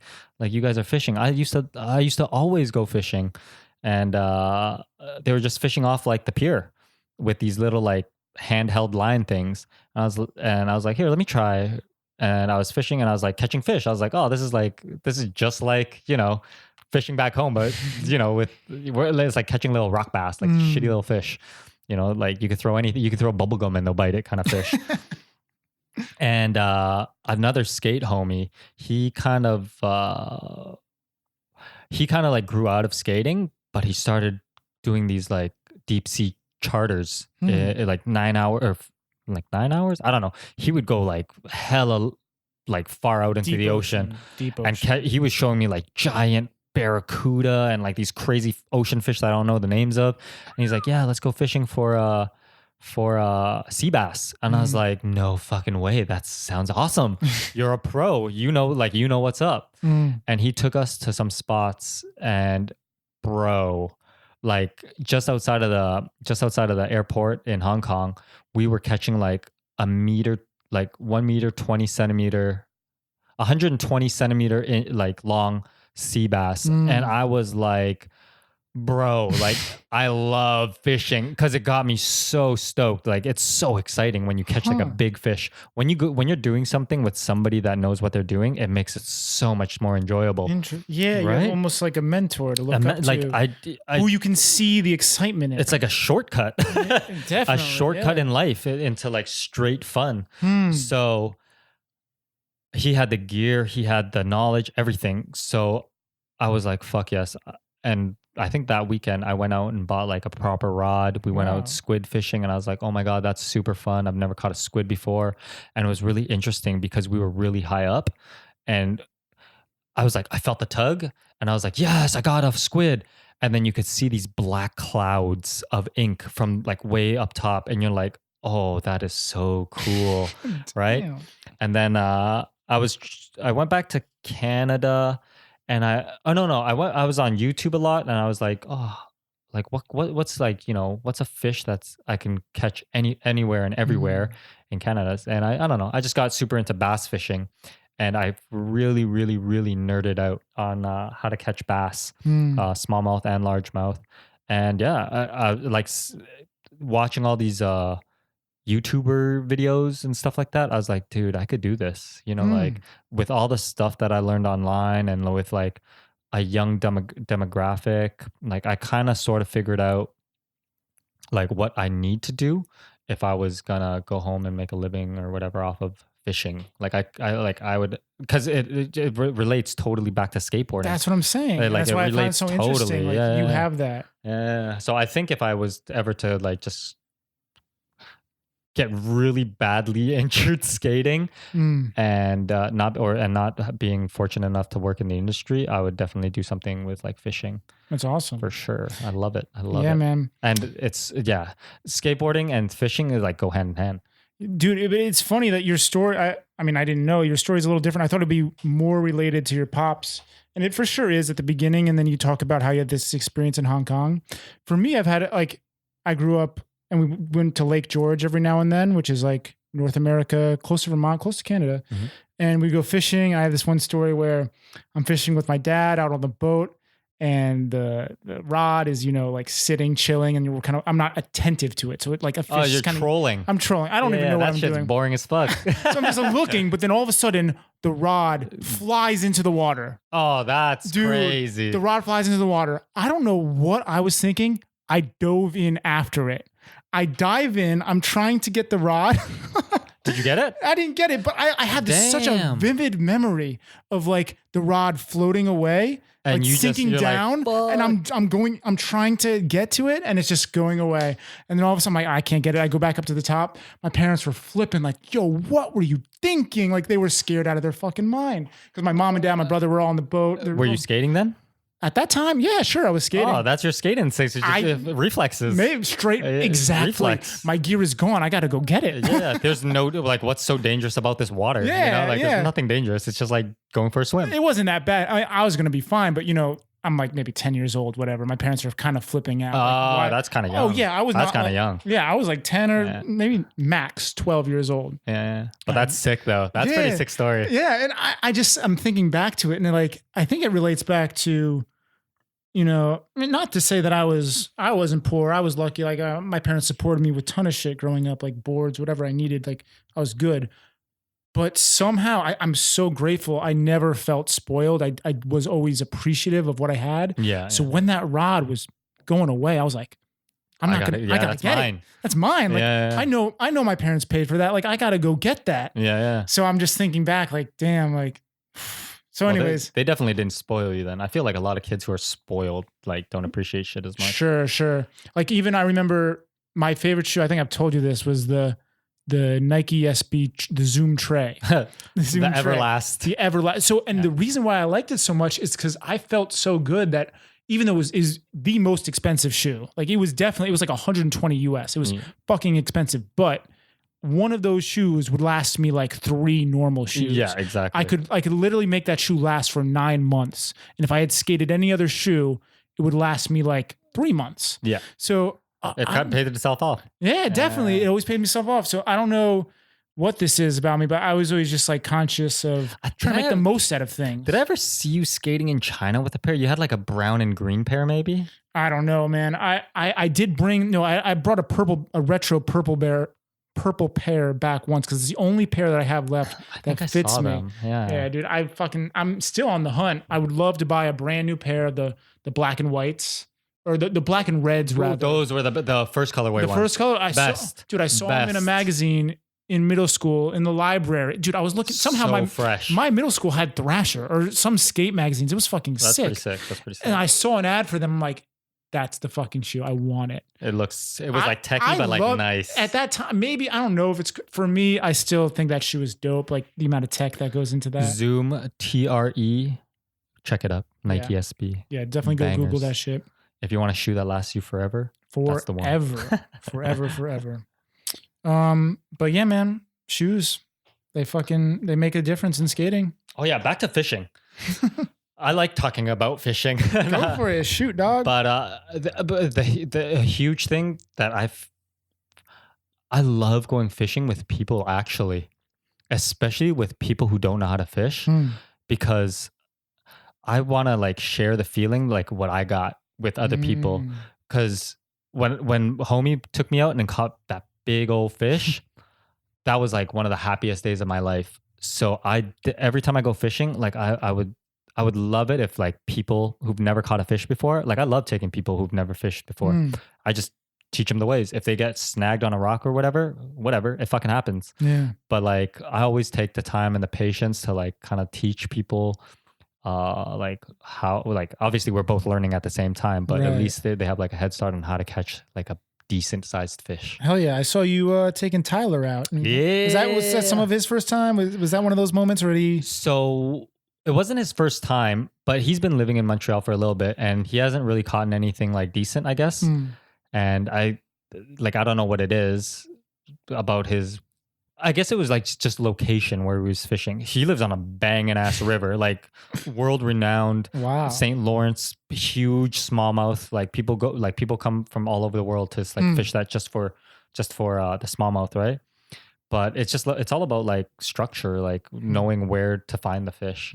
So the first day we went out into like the canoe and everything, he was just using, he just likes using like these fancy baits that he has in his like thing because he's like saw it on TV or something, right? But it's like, yeah, like different time of day, different lures, different fish, blah, blah, blah, blah. So I kind of like broke down like a little bit to him. And yeah, man, we were fucking crushing it. People like in these crazy, fancy, expensive like bass boats, like they rolled up like right beside us. I'm sure they were like laughing at us because we're in the shitty little canoe, but yo, we killed them. we were like laughing and giggling like so much just because how many fish we were catching. And those people like were frustrated. Like they pretty much packed up their shit and left. We didn't see, like there was 5 bass boats that rolled up and we didn't see any of them catch anything. And Tyler and I, we were crushing it. That's fucking Yeah, awesome. it was awesome. It was fucking awesome. Damn. So what do you think that is? Like you have technique or just like It's luck or? I'm a fucking nerd. Like I think it comes from skating. Like if you're going to do something, you might as well do it good, you know, like, so I really like took the time to learn and understand how to fish, but just because it's like something that I love doing. Definitely. One time, we were at your old place, which I kind of want to ask you, like your old place before you moved, and I saw you packing up for a summer in Canada and you had so much fishing gear. I was so like, what the fuck? You had like different thickness of line. You had different types of gummy, like rubber bait. You had Everything. I thought it was cool how much you could nerd out on fishing. I didn't know you could nerd out that hard. You were telling me about like rods you could get in Japan and just like all different types of shit. Everything. It's crazy. Yeah. You just have to be. If you want to catch fish, you have to be prepared to catch fish. You gotta be prepared. Man, I felt like a fucking nerd, but I love it. Yeah, dude. I love it. I If think you guys, I mean, holler at me if anybody wants to go fishing. Like, let's fucking do this. I love it. I love sharing. I love sharing like a good feeling with other people. So if I'm ever in your hood or if you're ever in Shanghai or whatever and you just want to kick it and go catch some fish, let's do this. Fuck yeah. All right, let's jump back a little to skating now. I wanted to just get more into the timeline of you're at Nike, you're a rider. At what point does it start to become like you an ambassador? Like does your position ever change? Like so I was like a rider for a bunch of years, contracts, blah, blah, blah, blah, getting paid more, doing contests and stuff like that. And one day the brand manager at Nike's like, oh, I need like somebody who knows what's up with skateboarding to be my assistant. And a lot of people were applying for it. And that brand manager, Maggie Wu, she's working for the brand, but she needs a skater in there. And so she's asking around like, who do you think? Who do you think? Who do you think? Who do you think? And everybody, no, not everybody, but people are just like shouting my name out. And I wasn't ready to be in an office. I've never done a day of university in my life. I don't know anything about work. that's wild. You didn't go to college. I didn't go to college. I've like finished university and came to China. I finished high school and then like rolled out to, I worked under the table jobs and excuse me. And then came to China. So I've never really, really worked in an office. I've never ever worked a day in an office in my entire life. And people are telling me I should do it because it's the responsible thing to do. You know what I mean? It's like your future. Like you know, you're not getting any younger. You should work in an office. And I think I'm like 26 at the time, 26 or 27. So I'm like, all right, like you guys are probably right because you guys are all like successful people and you guys know what you're talking about. Jeff is even like telling me to do it. So yeah, I do it. I sign the papers. I go from being on a fucking, I don't know, 6-year holiday to every day, 10 a.m. to 6 p.m. white collared worker. And it was exciting. Like for me, it was super exciting because it was like a change of everything. Like I got to meet new people. I got to learn a shit ton. Like I really got to see what it's like to work with other people. You know, it was awesome. Being in Nike, I think was actually like being in university. It's like you're learning every day. Yeah, and you're putting projects together and it's crazy. It's fucking crazy. You know, it's fucking amazing. But so you're kind of like, what's interesting about your position is it's not like you're joining a team, like they're creating a team for you. Like, at least a division in the Asia Pacific. Yeah. So it's like a bunch of people who are like working to get things done. You know, like, okay, so what are we supposed to do? Okay, you work for digital, you work for retail, you work for brand, you work for retail brand presentation. I don't know. There's like a crazy amount of people who are really good at their jobs, and then you kind of like brief them on what skateboarding is, and they go out and do it. But that's what I'm saying is like you're creating skateboarding. So we're creating things for skateboarders. Right, but there's no skateboarding. Like there's a running department. There's like Jmar, for example, he's in Nike Sportswear. Nike Sportswear. Yeah. Like there is no skateboarding division in China until they created it for you. Yes or no? Oh no, there was. Oh, there was. There was. But they just want to do it way more authentic by having a skateboarder there instead of like beating around the bush. Because they would have to hire agencies and this and that to like find out all this information about what's skateboarding.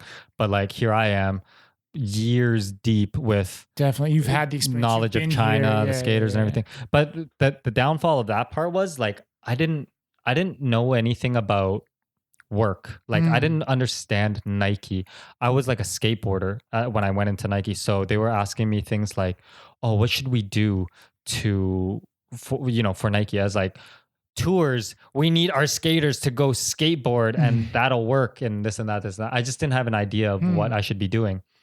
And I worked there for, I think, 2.5 years, like just like constantly project after project after project after project, shoe after shoe after shoe, event after event. And I was like, oh, this is fucking awesome. This is great. Like I'm learning so much. Like things are getting easier and easier now. And then all of a sudden, they decided to not invest so much into skateboarding. And that's when it was like, okay, let's focus more on running and basketball because, those are our main sports. Those are our main like categories that's making a huge, the money makers, Nike Sportswear, basketball and running. If you have 2 legs, you can run, like it just makes sense. Right, skateboarding, right. We've spent all this money and, like why? So I ended up quitting Nike, the office life, just because now it wasn't for skateboarders anymore. Like I wasn't creating events and I wasn't creating things for my people. I was just helping Nike sell shoes. And that's when I thought like, oh man, this is kind of like, there's no soul behind this anymore. Like I'm not happy. I'm not like, I don't enjoy doing this anymore. Like I was enjoying it when I would see the reactions on like the community's faces, like on the faces of the communities when we would put on these events, and they would be super stoked. But then our department, our category started getting smaller and smaller and smaller. So I was just like, man, fuck this. I got to bounce. Seriously, I hated my life. Damn. I hated being like a robot. So I ended up quitting, and I don't regret it because now I do like a lot more consulting work for Nike SB, and I know what Nike wants out of me now. So like I know the best of both worlds now. Right. So which is kind of awesome. And I get to work a lot closer with our skaters. They don't have as much support as we did back in the day, but I'm still trying my hardest to keep that alive, because it would be a shame if Nike SB left altogether. You know what I mean? It's just one less thing for skateboarding. Definitely. So, I mean, it's not like the craziest, like you don't ever see us really doing anything for skateboarding nowadays, but I'm really, really, really like holding on to like the skaters. For sure. Just because I know that one day, hopefully like SB will maybe come back, and then I'll still be there to work on bigger projects or whatever. Oh yeah. I'm gonna go to the bathroom real quick, and I'm gonna keep rolling, and we'll just jump back into it. Cool. Yo, I hope you're enjoying the show. I really enjoy making it. However, producing the show takes up a lot of my time and energy. If you're enjoying this episode, it would be awesome if you could take a moment to support the show. You can go to www.shanghaiobserved.com/shop. I have t-shirts, stickers, and some of my original photography up on the store. Buying anything truly helps keep this podcast alive. Thanks a bunch. And now, back to the show. wish I drank beer. It looks so like refreshing and like delicious that I'm sure it like probably loosens you up. Yeah, dude. This chick, my roommate Kyla, she brought this back from Colorado, Avery IPA. Is it good? Yes, you want to taste it? I'll taste it. I know you don't really drink, but I hear you taste beers. I fucking taste every single beer.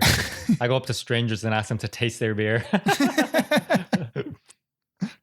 You're gonna think it tastes like dog shit. You don't fucking like. Ooh, that's very like tangy. It's like hits the sides of my tongue. Definitely.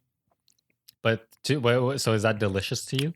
To me, nah, this isn't delicious, but it's certainly good. And especially like we don't get many good IPAs here in China. Like certainly it's far and few between for them to be imported, but right.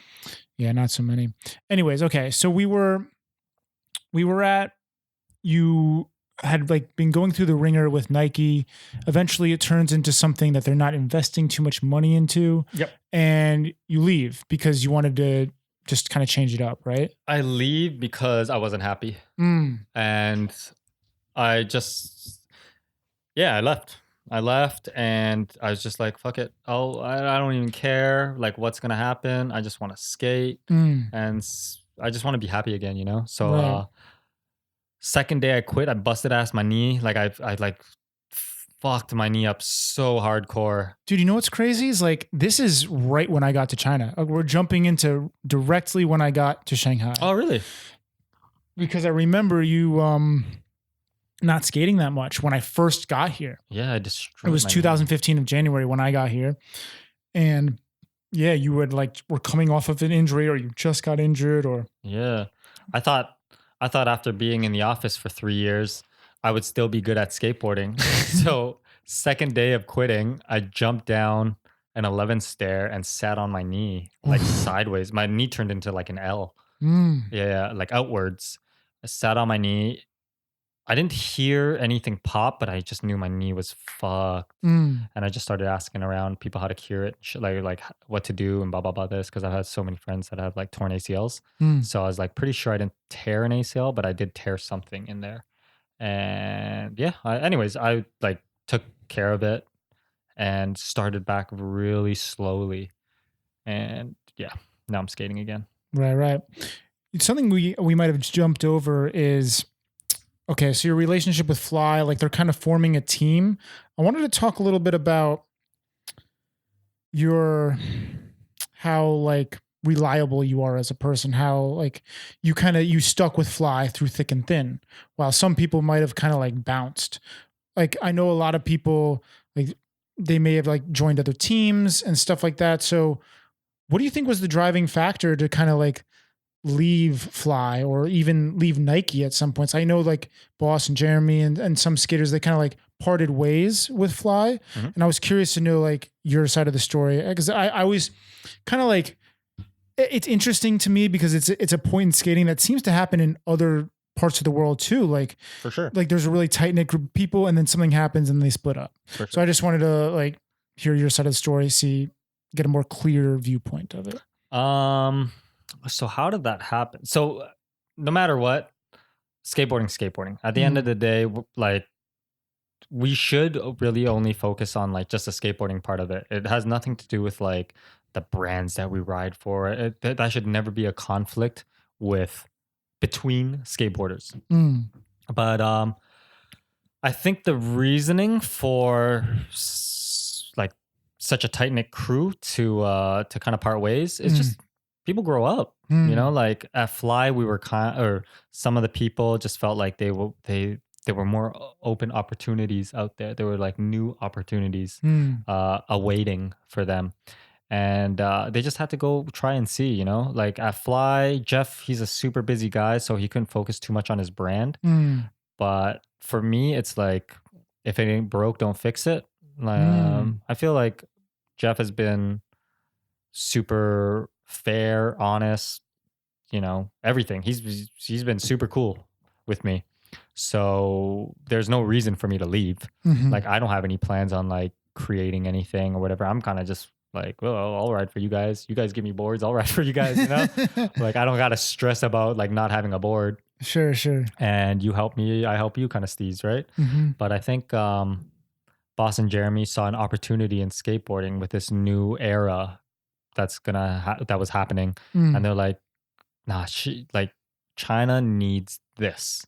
So they went out and did it, and they did their own thing. And yeah, at first, I definitely felt like it was a little bit weird because it was kind of like, this is our new brand, and we don't fuck with your brand no more or something. Right. I don't know. I think there's just a lot of miscommunication at the beginning, Yeah.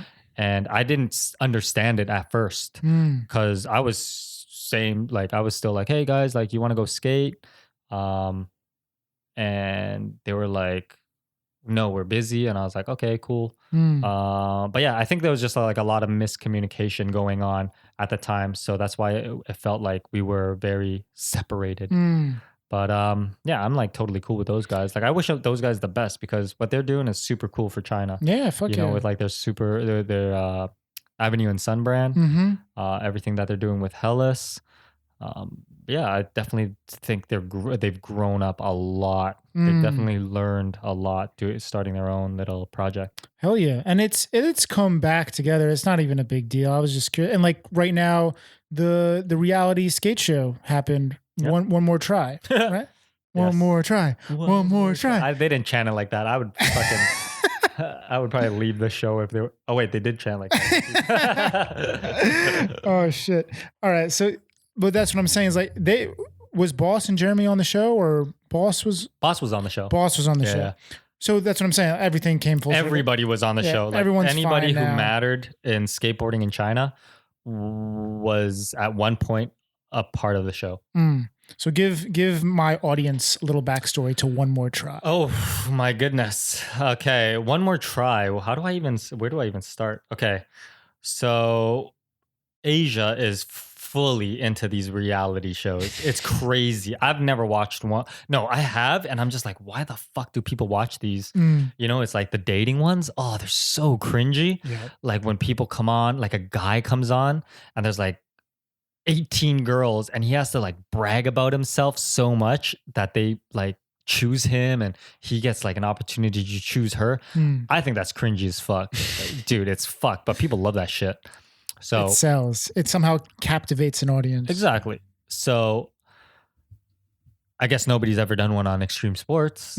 So they actually wanted to do a show about like skateboarders, BMXers, and inlines. And if that actually happened, I would probably just say no, So they started asking around. They did their research, which I was very impressed by. Like the team working for this One More Try thing was insane because they knew exactly which skaters to have on the show and which skaters not to have. They did their homework. So when they came up to me and asked me if I want to be on the show, I was like, nah, because I'm just like, I don't need that kind of attention. And Really? And it just, to me, I've seen those reality shows where I feel it's like, it's kind of dumb, And yeah, but eventually they came back to me and they did their homework and they were breaking it down, and I was like, oh, okay, this makes a little bit more sense now. Like, you guys aren't just like trying to kook skateboarding. And then I did a little bit asking around. I was like, hey, did you guys join? Did you guys join? Did you guys join? And people were like saying, yeah, no. And I was like, all right, cool. I think I have a good idea of what's going on. I thought you can only really kook it if you're a kook. Right? Yeah. I looked at it as this could be a good opportunity to have more people understand and join skateboarding. Sure. Like, like I hope they ask me important questions where I can kind of break it down or whatever, show the amazing sides of skateboarding. And I was like, okay, I'm going to join. So when we got to the set, it was like 60 Chinese skaters from all over, like all over. A lot of people that I've never even seen before, met before, and I was like, damn, these kids are like pretty good at skating. Like, how did I not like know about you before? So I was like, wow. And they had 3 celebrities on the show. So they had Wang Lodan, which is an actress. She's like everybody knows her kind of actress. Maybe not so much the younger crowd, just because of like the movie that she's been in, but she's been in like really good movies. She's like very selective about the movies that she acts in. And then you have like Wang Yibo, which Wang is like Yibo, a K-pop kind of style celebrity, and fucking every single young person knows him. And you have Chen Xiao, which is like another K-pop style, very talented young actress, like young celebrity, kind of hot, you know. But yeah, so you have these three, and they have like three different kinds of demographics. So Wang Ludan, she longboarded, but I feel like now she's gonna change a lot of longboarders into skateboarders. That's a good thing. That's a good thing, right? Well, good or bad, whatever. whatever. It's just like My preference It helps. is skate, yeah. It helps. And you have, and she like parents love her image and everything. So it's like, okay, more parents are going to be more acceptable to skateboarding, right? And you have Wang Yibo, which is like, oh man, I'm sure so many like young teens started skateboarding, guys and girls, because of Wang Yibo. That's what Guangmu was saying. Yeah. Guangmu was saying that any board that He rode sold out instantly. Yeah, how crazy! He's like the Bam of his era. Like you totally remember when Bam made the heartogram and him, and those things would fly off the shelves as zoomies. You couldn't make enough. And now we got the same dude in China, not nearly the same, but the same concept. Yeah. And then Chen Xiao, young girls and stuff like that. Same thing, right? And it was an experience of a lifetime, because you really saw how these shows were like scripted, done, how much work, how much thought was put into it. The script was changed by the hour, just because there's no way you can control skateboarding. You know what I mean? It's just like, if you land a trick, if somebody else lands a trick, it completely changes the mood. You know what I mean? True reality show. True reality. Yeah. So obviously the directors and everything, they've never done this before. And they were thinking like, oh, let's like fake it. So because we want our viewers to be more, into the show, like this kind of reaction is going to hook our viewers, you know? Did you talk to the directors much? I did kind of talk to them, or like I would, because they would ask us to come in and like ask us our input, because we were like the more responsible, older, know what we were talking about. Sure, kind I of would people. Imagine you're like among the ranks of the elders. I guess so, yeah. But so they would ask for our input, for our consulting and stuff like that between like the shows, even for tricks, like, oh, how can we make it hard? It looks like it's too easy, or it's too hard. How can we make it more for like the skaters on the show to enjoy and stuff like that? So we would make everything fun. Sure. You know, like have and everybody consumable for the audience. Yeah, exactly. So they were thinking more the audience, and we were thinking more for the skaters. Some work in the middle. Sounds like it worked out then. Yeah, it was okay. I mean, they took some things a little bit too literal. Like they had some really, they were obviously influenced by things that were done in North America, but they fucking just ripped it right off. Like same everything. And that I was like, damn, that's the times when I was like, shit, like that's kind of like that's a little bit humiliating in a way, just because if anybody sees this, they're gonna be like, what the fuck, and I'm gonna be the first person that they're gonna link take up to. Shit for it. Yeah. But I mean, otherwise there's no way that I would go be able to participate in some of these things, like a blatant one is like the Dime Glory Challenge pyramid drop. Like there's no way that I would ever have a chance. They straight up took that. They straight up the minions, everything like everything. I don't think Dime would be pissed though. Like, I mean, whatever. You know I don't know. You probably know those guys. I don't know them personally. I know a bunch of I know of them. Yeah. I've skated with a few of the guys, like Charles when he was like super young, one of the main dudes. But I mean, it's totally easy for people to just fucking hate, you know? Like that's really hateable because they did it like to copy. Right. But I mean, it was I think it was great because it gave a lot of the Chinese people just to try it. You know, like I think trying it was the fucking most awesome thing in the world. Right. Like I unfortunately didn't get to watch any of the episodes full on, but I got to watch like the first like 5 minutes of the first episode. Either it wasn't working or an ad popped. I don't know what happened.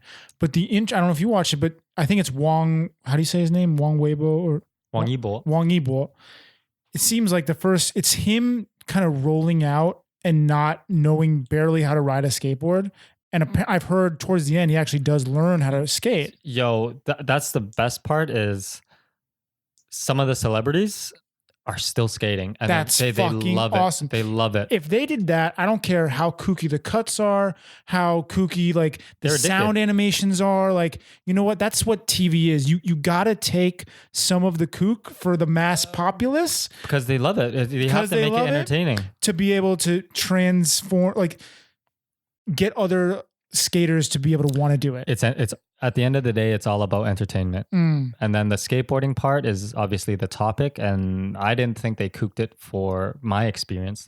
Like I had a great experience being on the show. I mean, they built a fucking badass park. Dude, fucking amazing. I I wish- wish that stuck around. So where was that even? Like, That was in like the buttfucks of like Metal Town, fucking Shanghai. It's where they used to make metal. no way. Like these huge, like, I don't know where you use What these line metal. did you take to get out there? You take cabs or? Fuck, I don't even know. It's like I would never ever go back out there ever again. But it's in like these crazy factories, Yeah. and They just use some warehouse. yeah. But I think that what's happening is it's like it's its own city inside. Do of they tear down the Shanghai. park or? I don't know, but what I heard is that all those spaces in there, which is a lot of fucking space, are being used for like movie sets and stuff like that. So they're Ah. like they're almost like studios now. I've been out to maybe not the same area, but I've been to an area. It's like a Hollywood of Shanghai. They literally have fake cities. Maybe it was the same place, but like the place that I shot a Asics commercial once, and they used like a fake city as a prop for like alleyways and restaurants and stuff like Damn. that. Shanghai has got it going on with that stuff too, just like Hollywood. Yeah. Pretty intense. Like they'll just build it. Like Yeah, it saves more money than just flying a big ass crew out to Paris or whatever, right? Exactly. Yeah. Exactly.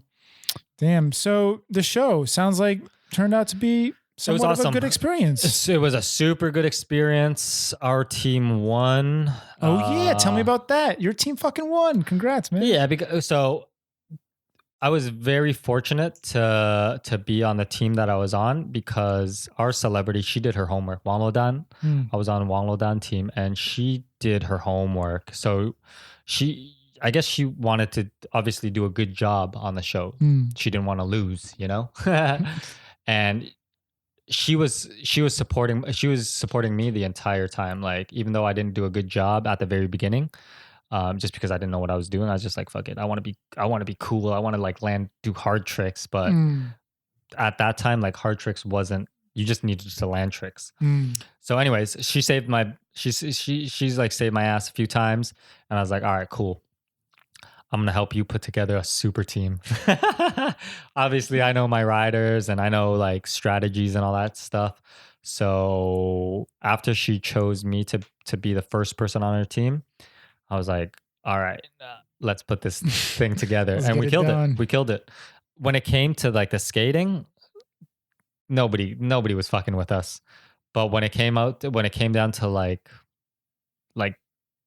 random stuff, we weren't the best, but we would obviously try our best. But I think the last episode was all about the skating. And we were laughing. We weren't stressing. Let's put it that way. That's so we weren't sick. stressing because a lot of the skaters on the show, like they were acting. Like a lot of people kind of forgot that the reason why they were on the show was for skateboarding, and they were more focused on the acting. And because some people were like thinking that they were going to become famous. That's what I'm saying. It goes back to it got to their heads. like it goes back to one of my first questions. Like once you started to get paid, does that change your perception of what's going on? And they're not getting paid. I know this is a question I want to ask again because I still don't fucking believe it. No one got paid for this show. 3 months of being on this show, nobody got paid. I'm going to ask you 2 times. For real, no one got paid? Nobody got paid. No one got paid? All we got from the show was box dinners and hotel And it wasn't like the craziest, most fan. No, it was nothing. It's like it was a very those reality stars must have gotten paid. 100%. They got paid. They definitely got banked. They're the ones who got the whole budget. They probably. got banked. They got the whole budget. Banked. The skate park cost a shit ton of money. The workers on the show needed to get paid. Yeah. Skaters didn't get paid. But I didn't look at it as like, oh, am I gonna get paid? I look at it as like, okay, this is a good opportunity to promote skateboarding, and maybe something good will happen after the show to each and every one of the people that were like participating in the show. Like, like some people might have endorsement deals or whatever, but the more I was on the show, the more I was like, no, that ain't happening. Like who the fuck's gonna sponsor like a skateboarder? I don't know. Nobody's ever hit me up ever since. And our team won. I'm sure like there are some people, but not everybody. There was a lot of people, like 24 people towards the end that, didn't see a fucking cent. Yeah, man. I mean, I'm inclined to believe you. It's hard to believe that. It's hard to believe to work for free, being such a specific thing, like, and giving, like, just like having us work for you guys and you guys getting paid and us not getting paid. But at the end of the day, it's like there's so many of you. Like if they had decided to start paying, like it'd just be a crazy amount of money to pay 60 people at the beginning and then you say 24 towards the end. Yeah. But the winning team actually got a small payout. Like the winning team, we got like a little prize loot, but it's so small. Like but the bigger prize is you guys get to take a skate trip. No, man. Like that's what. Not going to happen? That's not going to happen. Ah, shit. Yeah, it was like because like. Yeah, it was because of a stupid fucking reason. But yeah, anyways, at the end of the day, like the winning team, we were supposed to go somewhere awesome and they were going to pay for the budget, but they were just like, why don't we just pay you? And then we're like, and then we got like this tiny little budget, so we can't even go anywhere with that budget. So it's just going to be pocket money now. Yeah, it's just like fucking chump change. Do you think they're going to do a sequel or? I don't know. I hope they do. Well, how long has the show been? Like, it's relatively fresh, all of this. Like, they're still probably waiting to see the feedback on the viewership and like. No, I think it's done. Like all 10 episodes have been played. So they know the effect it had. Yeah. Have you talked to anyone to see if like it No, because I haven't watched the show because I was back in Canada. Like I don't know how to like download the app and like register and all that shit. Right, exactly. I tried to watch it on not Weibo. Tencent? Not Tencent. The Yoku. Yeah, I tried to watch it on Yoku. Nah, you gotta pay. Yeah, exactly. So that's what I'm saying. I think I saw like 10 but it's seconds or something. It's like having Netflix. Like everybody has it in China. Everybody has it. Right. So anyways, I only saw the first bit, but what I think the next topic I'm trying to get at is the Olympics and skateboarding come up. And what I see as a trend is a lot of these brands pushing money into skateboarding because they think it's going to blow up and the Olympics is that next thing. So for example, this company, it's like Vita or Vita Tea or something. They're the ones who sponsored this whole big reality show you were on. And I think brands are starting to get back into it, thinking that the Olympics are going to be what boosts it. And I actually don't know if that's going to be the savior to making skateboarding live again in China. I wouldn't even say people are like throwing money around for like Olympics and blah, blah, blah for skateboarding. I mean, it's just something that they have to do kind of because, China takes its Olympics very seriously. Exactly. Right. So it's like, why not put a little bit of money and focus into like these skaters and these athletes and these resources and stuff like that. So it is happening because of the Olympics. Like you see more and more resources, but I also see a lot of kooky shit that's happening. Like, I don't know, like crazy training these kids to become like Olympic gold medalists. How are we going to make China become number one, baby? I mean, I had the question pop up to me like, when they found out that the Olympics were happening, this dude like hits me up for a meeting and he's like, I go meet this guy and he has this like team with him. None of them skate. This dude's like a professional boxer. And he's like, the first question he asked me is like, can you get me a gold medal? And I was like, what the fuck? Are you kidding me? Like, have you ever skateboarded before? I'm like, no, I can't. But I'm like he's asking you to train him?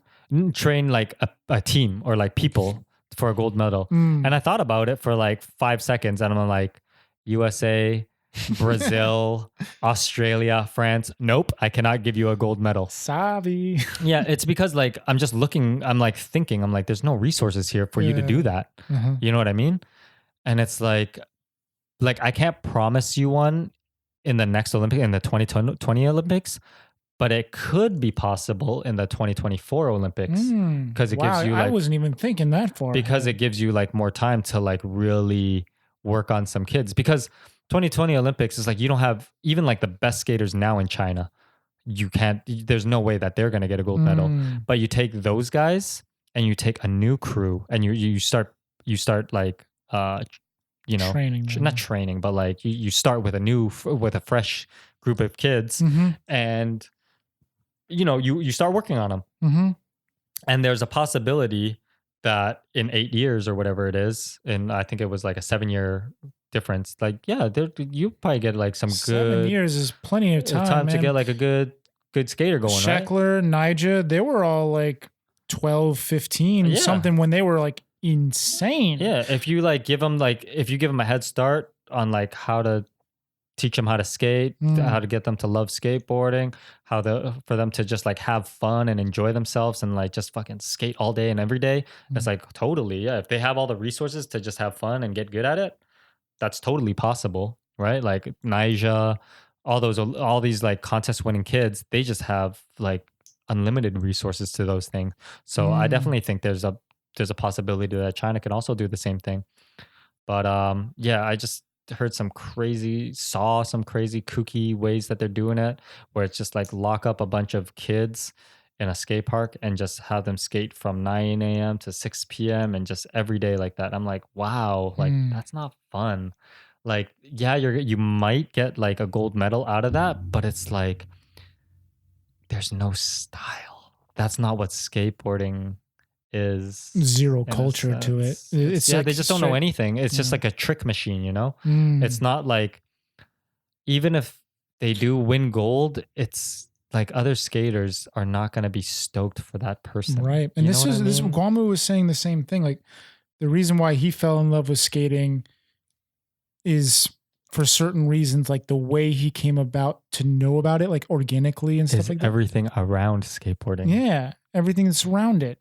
And then, but the way that China's approaching it is kind of robotic and, factory style, like just trying to traditional churn style. out. But you know what? You can't blame them because it works. I don't blame them. I'm not blaming, but it's interesting that like it's just crazy in skateboarding for us. It's crazy in skateboarding, and like skateboarding is never been really in China, and it's more on a global scale now. So when you're comparing the way that skateboarding has been seen in America and Europe, maybe, and it comes out of this rebellious culture.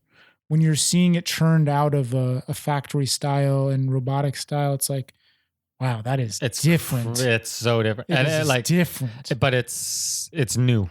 So I think we'll see. Like we just have to kind of wait and see if it works. For the time being, from my knowledge, that it's working, because a girl that hasn't even been skating for a year is killing it right now. Really? Yeah, she's like 50-50ing shit that I'm obviously not going to touch, but she's killing it. Yeah, she in I think it was like 4 or 6 months, she was like board sliding down a handrail. Wow. Yeah, so it's working. You know what got me excited actually is this new skate park, Moore skate park that just opened up. Yeah, it's sick. I'm actually hyped on it. At first I saw the designs. I thought, man, they're going to butcher it. They're going to use poor wood or something. But exactly what I was thinking. Moore is they did an acceptable job, I would say. Like most of the part, like the mini ramps are perfect. Mini ramps are great. Yeah. So much fun. All the transition in the park. All the transition is good. It's perfect. The material that they use, the ground, the space, everything is like awesome. It seems like they have like a lot of smart investors as well. Right. Like the way that they're setting it up. You want to hear the story of what I heard of what went down is apparently there was Iconics is another famous skate coaching program. Skate coaching program, Tang. I didn't hear what you just said. No, I'm just playing. So there are another Iconics skate coaching program, and they had some parents that were not hyped on the level of the quality of coaching. So literally 3 or so parents got together and like, fuck it, let's build our own park. Really? And that's how more came to be. That's insane. Those are awesome parents.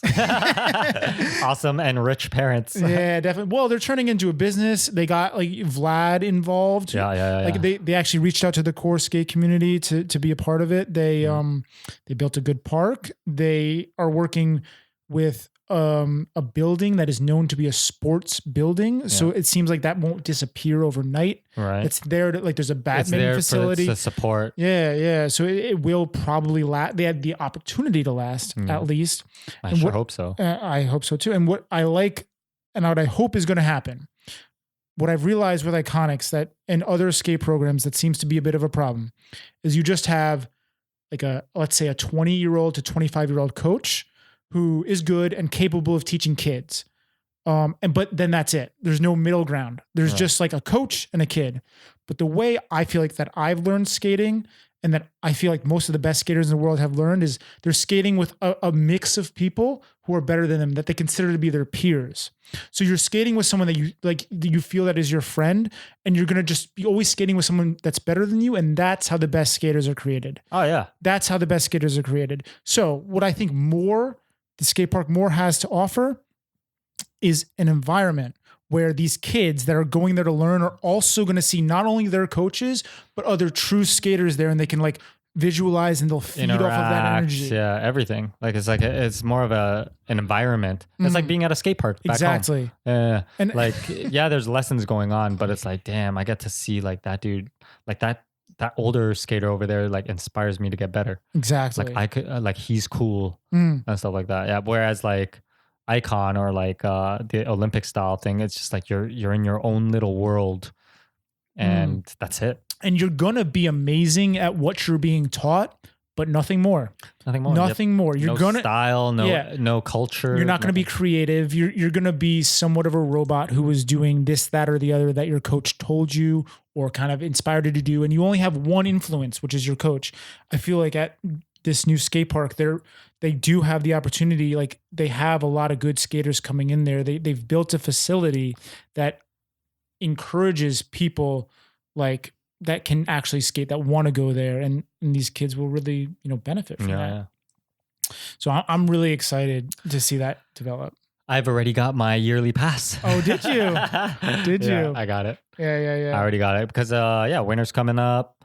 They've got a dope facility. I want to learn tricks. It's gonna be sick. I love Fuck it. yeah. I love it. I'm excited. Fuck yeah. I'm More. actually working on a little iPhone clip for the gram. Oh yeah. Yo, that brings me to something. Charlie wanted to bring up. You're working on an iPhone clip. You just said, but like, do you ever plan on filming a part ever again? Like, what are your feelings? Who, me? On that? Yeah, you. Yeah, you. Dude, Tang. I don't got no tricks, man. You got tricks. If you Dude, want to have it's tricks, like- you got tricks. I mean, okay, is there a filmer that's willing to spend that much time working on a part with me? Because I ain't giving you, I ain't paying you, like it's just not worth it. I'd rather just be at the skate park with the homies or on the streets with the homies and just kind of like throwing out what I got. You know what I mean? And then at the end of the year, maybe just put all those clips together and just throw them out there in like one full edit or something. Right. So Charlie's or someone's question was like, to be concise, Insta clips versus real clips. You ever think you're going to put out a full film part again? Give me a filmer and I'll do it. Give you a filmer and you'll do Who is willing to film a video part with an old, inconsistent No. I'm not hating. I think what you're saying, because like skating has just evolved. Like you're in a position where if you did put in all that time to make a part again, like it's gone in a week. It's gone in a week. So like, first of all, it's a ton of 2 fucking days. effort for you. And you're going to put so much pride and soul into something that like would be your last, let's say. I would You know what totally I be mean? down for it. I would be maybe not like a part. Maybe I could like have a shared part with somebody. I could definitely come up with something that's like special. Like I wouldn't want my own part just because it wouldn't wow anybody, Like the level of skating is so fucking ridiculous. What am I going to do? Like one up like the craziest tech tricks? People like globally will see my tricks and be like, "Oh damn, that motherfucker's mediocre as fuck. Why did he even like that's iPhone footage?" You know. But don't you think that's just because of like Instagram? Like that must be for me. That's like the major reason is because yeah. I mean, like Instagram has the ability to bring out these amazing one-off clips. And if you're on Instagram scrolling all day and you see 10 amazing Insta clips, it's like, damn, my part's never going to compare to those 10. Totally. Those 10, Totally. that person spent like a month trying to get that trick. And it's just Totally. all there in your face. at Totally. once. I mean, you got to be really good to be filming a full video part. I'd be definitely be down to film tricks for like, excuse me. I'd definitely be down to film tricks for a video project, like some sort of montage or throw in a few tricks for homies video part or something like that. Like I'm down for that. And I'll try for that too. But my own video part, like fuck, who am I trying to impress? You know? Damn. But like, yeah, I'll definitely do what I got to do. I'll throw out some clips for Instagram. I mean, I'm 36 and I feel like I wasted a lot of younger years being consistent at tricks where now it's like, okay, I'm hella focused on learning new tricks and just throwing them out there. Right. Because you're like the flat ground god out here in Shanghai. Oh God, not even, because I don't work on it anymore.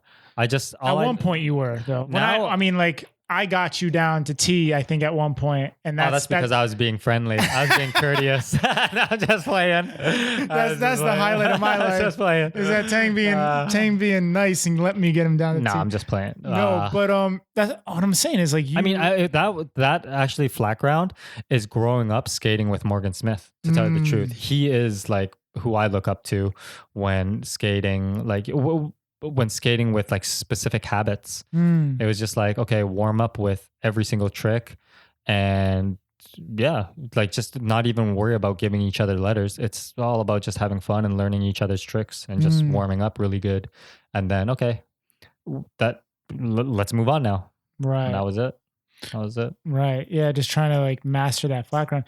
When you said that, just like you reminded me, I think you said once when you watch Shane skate, you were selling one story on some other show. Like he was trying to do switch, backside flip, nose blunt or something. And he would do switch back lip Yeah. until he got, and then when he get that, he'd go back up. Yeah, like watching good skaters skate is super important because you get to see their like good habits. Like you can like utilize that to your advantage, I guess, in a way. Because you have so much experience touring skaters around. And I also wanted to talk about your relationship with Shane because I know you show him around China when he comes and you kind of travel to California every now and then. And I know I find that interesting. So So what are we just talking about, Shane? let's Shane. Yeah. Skating with Shane. It's fucking dope, man. It's Seeing depressing because April- he's fucking so good. It really puts you in check how bad you are. No. He works for it. Shane is, I love watching and skating together with Shane because I've learned a lot just like being around him. He's younger and he's like one of the world's best skaters, you know? So like, and I know why he is because he is who he is. He doesn't put anything bad into his body.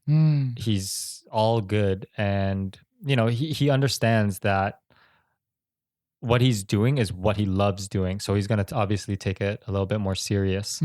And he enjoys skateboarding. So why wouldn't he take it serious? Definitely. How did you meet him, through Nike or? I met him because I think I did meet him through Nike because I had an opportunity to invite a bunch of skaters into China to do like demos and stuff like that. And him being who he is obviously very relevant. So I was like, yeah, I want to invite Shane over to China. He came, we chatted quickly, and then he came again in the future with an Australia team. And that's when I really kind of got to know him and kind of kick it with those dudes. And he loved it. So he was like, he's like, yeah, why would I go to Barcelona every year when I could just come to China? Right. He's very business minded as well. In In the sense that I'm going to get the most bang for my buck. If I go on a trip, I'm going to get the most clips if I come to China. well, like, yeah, it's like he has fun here. Mm. It's because it's like the spots are perfect. He doesn't have to one up everybody. Mm. Like I'm here to help translate and everything, because I think a lot of people don't want to come to China or like more intimidated about coming to China just because of the language barrier. Mm. But he hit me up and we do this thing every year. Right. Like we go to like a different city every year. He helps me out with like hooking up maybe like a little bit of fee from his sponsors. Sure. And yeah, Tour we guide. we just go to fucking different cities, skate and have fun. That's all it really is. That's so dope. It's not even like there's no business behind it. Mm. I mean, the only thing is he comes prepared. He has a trick in mind that he wants to do at like a certain spot or something, and the rest of it is just like freestyle. We just go out and like get clips. Fuck He spends 10 days. Maybe he'll be like, hey Johnny, he'll hit me up like a few months ahead of time. He's like, hey Johnny, what's the new city? Mm. And I'll just be like, let me do some research. Or I have a few homies that hit me up and they constantly send me skate spot photos. And or like Shane pays very close attention to skate videos. Like he watches everything. So every time Tommy drops a new video, he'll watch it. And he'll be like, dude, I want to check out this spot. Let's go to whatever city that the Vans tour just went through. Right. And let's talk about hashtags Shanghai Skate Spot. I think you, and I'm realizing as I say this, you and Jay Meter kind of like no.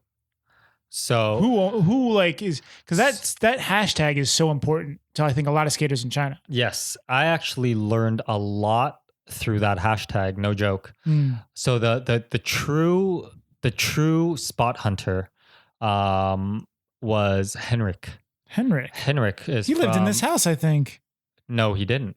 I'm 90% sure he did, but maybe he didn't. Henrik. Anyways, so Henrik, he's from Sweden. Okay. I don't know which part exactly, but he's from Sweden. He was here because his girlfriend was working for H&M and he was just tagging along kind of thing. And he's like, oh, great opportunity. Shanghai, epicenter of the world for skateboarding. Why not? Mm-hmm. So he's living here. He has nothing better to do. So he's out searching for spots. Jay maybe at the time was obviously very free. And he would tag along. So those two would literally go to like the most random places in the city and just like find these different spots and take photos and this and that. And they would, I guess they had so many spots that they created this hashtag. And I didn't even know what a hashtag was. Like, I didn't know how to use it, I knew what it was, but I was like, why the fuck do people like hashtag TGIF? Why the fuck are people thank you skateboarding? Skateboarding is fun and blah, blah. I was like, this is like the most annoying thing ever. Like, why are you making your post look all ugly with all these hashtags? Right. But then I realized, a hashtag is like a bookmark. Exactly. It's like you click onto it and then you can like, and then like everything that has that tag, like, is very well organized. Exactly. And that's when I realized like, oh, sick. I can also jump on this like thing. It's not because of whatever. It's because I'm a tour guide and I take a lot of spots of skates. I take a lot of photos of skate spots. I had a shit ton in Shenzhen because like working for Nike, I had to do location scouting. I go to Beijing a lot. I'm like in all these different cities all the time. And I just like out of just my personal, I would just take a photo of it. And then I saw these guys doing it and then hashtagging it. And I was like, perfect. Yeah. Like I want to join, like I want to be a part of this, like why would I keep all these spots to myself? I want all my friends to see these spots and come to China and skate because all my friends in Toronto are still going to like Barcelona and Europe. And I'm like, why isn't anybody coming to China? Here's a reason why. Yeah, look finally at this ledge. you got like proof and shit. Exactly. Like, look at all these spots. So I was just like I was just following like Jay and Henrik, what they were doing. And it worked. Like a lot of people like started, seeing these more and more spots. And I had like teams and skaters hitting me up saying like, hey man, like we're going to come into town. "Okay, you want to skate together?" I'd be like, "Hell yeah, I want to skate together. Let's do this." I had companies hitting me up and saying like, "Hey man, you know, how much is your day rate?" I was like, "What?" What's a day rate? Yeah, exactly. So through that, I was like, awesome. Like, this is fucking sick. And I'm sure Jay's had the same thing. Yeah. Henriquez, obviously, before he left, he had the same thing happening to him. And yeah, it just fucking worked. That Dude. fucking hashtag worked. Yeah, dude, it's so sick. Like when I first got here and I was scrolling through that hashtag, I could not believe How many the spots? shit I was seeing. And Right? it's just incredible. And then even, I've been so fortunate to like when I first got to Shanghai, I was immediately, dude, you're one of the first people I even met when I came to Shanghai. Listen to it. We were out. It was J-Mart took me to a hot pot dinner, and it was you and Kylie. Oh, Kylie. Really? When was this? This was 2015. Was this Heidi at- Lao hot pot? Oh, I don't remember that Heidi one. Lao hot pot. We're sitting there, and dude, like I don't know, someone ordered brains to the table, and this is one of my first restaurants. That was probably Luli Hao. I I was don't just know. kidding. Dude, I don't even know, man. Pig brains were ordered to the table, and I was so confused. And they were doing this like noodle dance, and Yeah. The it noodle was dance. so crazy. So, anyways, where I was going is like I feel so blessed. Like the first people that I met here happened to be the right people that were for me. Like Yeah. skaters. Like That's I important. got into this house, which was super important. Justin, Ryan, J-Mart. And then I met you and like skating. And anyways, where was I going with this? Shanghai skate spots. I like when people That hashtag helped you with Ye- wanting to go explore the city way even more. more and more. And I can't imagine like where I was going with it when I met you guys, I was introduced to like Felipe Gustavo and like these people that were coming through that J-Mart knew like through what was it? What was the brand that he rides for? The Giraffe and LRG. LRG, yeah. So they would tour around and like I got to meet people like the McClungs and dude, one of the first photos we have out here Through the crib. through the crib. Yeah. We have like it's the Christmas tree photo. It was me, you, Kleiber was there, and Fiber was and we- there. and we the have McLungs, the Felipe. McClungs and Felipe and the Felipe's filmers. brother. Yeah. Dude, like that kind of shit blows my mind. because that would never happen back home. never would have happened. Yeah. So I don't know, man. I'm just looking back. I'm like, I feel so blessed, like that I got to experience it. It just is cool to look back. And anyways, where I was going is like these skaters that are coming in, they're looking at the same hashtag too. And they're like, yo, like I want to go skate these spots. And eventually I'm talking to them and eventually I end up touring people around. Yeah, Eventually yeah. I worked for Adidas and I did my own tours. Yeah. So like, it was just so cool to see like your story and then just the I got to live hashtag. just a hashtag. And that's all you needed. And that's all I had. That's all I had to go off of and to be able to tour. And like I know where how to get my way around the city and find these spots. Yeah, dude. I mean, social media nowadays, it's like a tool. You can literally use it to make money. Definitely. If you know how to use it, like it's a resume. It's a For fucking sure. resume. That's what like Instagram is. So, like the way that I look at it, it's a resume nowadays. When you tell people how much, where, and blah blah blah, like where you've worked, it doesn't really matter. It like matters more about your experience and how your Instagram The looks. stuff you've put out, like Yeah. yeah. Like even for me, I relate. Like it used to be kind of like where you went to college was so important on your resume, but now like, it doesn't even matter where you went to college or if you went to college. If you've proven that you can work in whatever field, like you have examples of the work you've done, Yeah. it speaks so much more than the name of the college that you went to. Exactly. It's so important. Damn. All right. So as we start to wrap up, I reached out to Instagram. Okay. A lot of people had questions. Oh, really? So, yeah, I was surprised. We're gonna roll through some names that I think you'll recognize and ask you some questions. All right. No. So the first one on the list from Theo. You know Theo. Yes. What are the most expensive rare shoes you have or had? Okay, I had Sneaker the Freddy Dunks, and at one time they were worth 10,000 USD when I checked on eBay. I think that was like the buy now option or something. And my brother, I left them in Canada just because for safekeepings, and my little brother sold them for 2,000 Canadian. Yeah. Damn, didn't So get that. I was heartbroken, but I got them for free. I'm still kind of bummed, but what can I do? He's my little brother. And now I don't know. I actually don't know. I have a pair of What the Dunks in a size 10.5, which isn't even my size. And I haven't worn them ever. The laces and everything are brand new on them. and they're just sitting in a box at home. I think those are kind of worth like a pretty penny, right? What the dunks? What the Dunks. The first ever What the Dunks, What the series in Nike. So you're mostly What a the Nike Dunks. collector, right? You don't do you collect any other shoes? Do you have any other bangers or I collect. I mean, if I have access to it, I'll collect like as many cool shoes as I can. I really love running shoes. Obviously, I'm not allowed to wear them in public or whatever, but I'll collect some cool ones. Like I really have a passion for like classic sneakers, like ones that, and not just they obviously they don't have to be worth anything to me. It's more of a sentimental thing. Like Sure. I must have saw an older skater wearing them or whatever. But I really like running shoes for sentimental value, and I really love Clarks. I No way. love Clark's originals. That's so funny. Clark's are very Vermont, where I went to school. Oh, for real? Yeah, very Vermont. And I guess Vermont like borders Canada, so maybe it's a little bit of your heritage in there. No, I just like them because they're like cool looking. I used to ride for iPath, and when I found out that iPath were like kind of like inspired by Clark's shoes, I was just like, sick. I like Clark's. That's fucking sick. Yeah, so I like love the Desert Treks. I love the Wallabies, the Luggers. I like them all. Why don't you have any Clarks? I never see you rocking. You could wear that. That's not a I have so many conflict Clarks. of interest. I have a bunch of Clarks. Right. I just it's just a time and moment where you wear them. Well, I mean, the winter is definitely more the place to wear. Amazing time to wear them. It's a good time. And they're very steezy. I love For steezy sure, shoes. yeah. No, Clarks are, very casual, business casual, kind of like flexing, like, I know what I'm wearing. Yeah, exactly. All right. As we move on.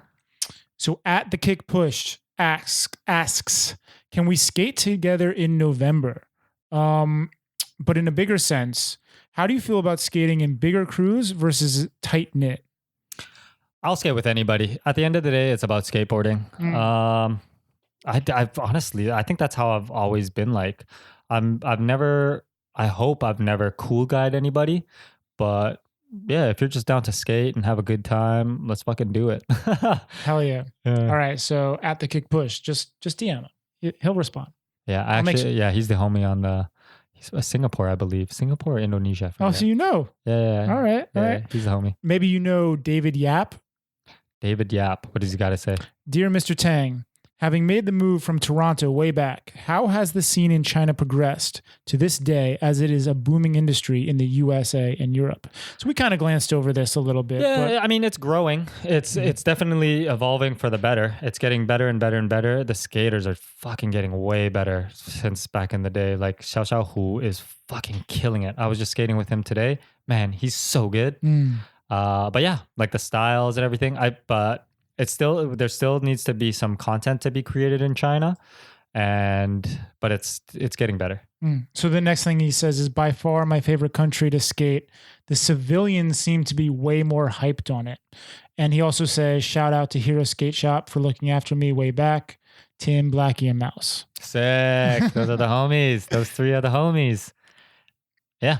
Yeah, but like in general, what I have to agree with him is, pedestrians just be kind of like, oh, Lehigh. Like skateboarding is dope. You don't It's see that much entertainment. in the state. Yeah, It's entertainment to Chinese people. Definitely. Yeah. And for people who don't know, like for my homies in New York or wherever, we go out and we skate and people will give you shit, like get the fuck out of the way. Like no one cares about it. Yeah. In China, in Shanghai, you go skate, maybe not so much anymore, but it definitely is still there where you'll form a crowd and people will be hyped. So if you're a fucking dick and skating like busy hours, traffic with a lot of people, like, anybody's gonna hate you.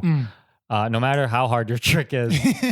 Pick a time and place in China, people will be stoked. Right. The right time in the right place. Yeah. Next one. My man Bennett Brown. You know what's crazy about this dude? He used to be my skate student way back in the day. And now I see him skate more at Moore Park and no way. he's just kind of out there. Wait, is he a little like blonde hair kid? No, he's not blonde. Yo, his name is Sammy Boy. I've seen him on Instagram. He's fucking good. Front feebling and shit. Yeah, the front feeble all the way across that flat bar. No, they're friends though. Those two dudes, they're the same age. Okay, Bennett Brown asks the typical day for Johnny in Shanghai. Typical day. Wake up, either make breakfast or order it. Do some email, computer shit, listen to music, get hyped on some YouTube fishing videos, and hit up. Wait. Rewind. You're watching YouTube fishing videos? Oh, that's all I do. I don't even really watch skate video. I will. I'll watch like good skate videos that, I'm very specific about the skaters I watch or about the teams that I watch. But yeah, I'd have to say like 60% of the videos that I watch are fishing, 20% are skate, and then the other percentage is like how-to shit, like learning random shit. YouTube is the key for yeah. anything and everything you want to learn. Oh yeah. I didn't know how to podcast before this. YouTube taught me everything I know. Wow. Dude, that's crazy. Shout out YouTube and every other person who ever made tutorials. Yes. All right. You know what's funny? I didn't even realize Sammy Boy is that blonde-haired kid. He asked a question. Sick. His question is, do you ever skate alone? I do not skate alone. Never. Almost rarely. Never. Really? Yeah, I'm afraid of getting hurt and nobody helping me. Dude, that would suck. And it's not very motivating. I love cheering people on, and I love when like people cheer you on. So it's like, dude, I relate. Every once in a while I will, but I find myself not skating nearly as hard as I would have if I have that, those eyes on you that make you push you a little harder. Yeah. It's just like motivation. You want to try something to impress somebody, and I'm sure it's like the same way for other people. Right. So it's like, but when you're skating alone, I mean, you gotta be really wanting to be good or dedicated or something. Well, for me, when I'm skating alone, it's like I'm going out there and I want to try and land that flat ground trick that I don't land often. So like I'll go for a nollie tray like a couple like 50, 100 times until I get it, or I'll do like mostly about just trying to like accomplish something. Yeah. And it's a way shorter session than it would be if I'm skating with a squad. Yeah, no, I would still never skate. You still don't skate by yourself. No. I mean, if I roll up to the spot before everybody, for sure. Like if they're half an hour late, I'll be skating alone by myself, just like warming up with like flat ground tricks. But I would never just pick up my board. You don't solo mission. I never solo mission. Too afraid to get hurt and just nobody helping me. All right, next. I don't know how to pronounce Piang.or. Where do you recommend to travel in China for foreigners? And what is your favorite Chinese food? Ooh, favorite Chinese food? I'll answer first. I love Cantonese style food. Okay. I am a sucker for Cantonese food just because they have a huge selection of flavors. And to me, it seems like pretty healthy. Yeah, huge, like lots of flavors, lots of dishes, dim sums, kanjis, dinners, everything. It has the South has it all. And a place to visit in China, I would definitely say Guangzhou because it still feels very China. I would definitely go to Guangzhou. I would go to Sichuan, like Chengdu or something. Just because not only is it super good for skating, but it still feels a lot like China. Hell yeah. Like if you go to like Beijing and Shanghai, it's a little bit more Americanized, I guess. I wouldn't say Americanized. Westernized. Sorry, yeah. It feels like a bit westernized, so it makes it a little bit easy to not do local stuff. Yeah, man. When I tell people I live in China, I'm like, I don't actually live in China. I live in Shanghai. You live in the French concession. I live in fucking Shanghai. Like, Shanghai is not China. Shanghai is comfortable. You can find people to speak English to. Yeah. You can get your Wagas or your Sproutworks or whatever exactly. you need. You can eat a salad every day if you wanted to. Yeah, easily. And then I still haven't been to Chengdu yet, man. I'm bumming. It's kind of cool. I want to go. Dude, I love spicy food. I don't know how I haven't been there yet. Oh, you're kind of crazy, yeah. I'm kind of crazy, yeah. I'd love to go visit Chengdu, see the pandas, have some good Chinese they're food. in a zoo. Like, if you saw a wild panda, that'd be fucking awesome. I'm trying to go see a wild panda. I don't know if that's even possible. I'm going to go find a wild panda. Ooh, okay. You could do that. All right.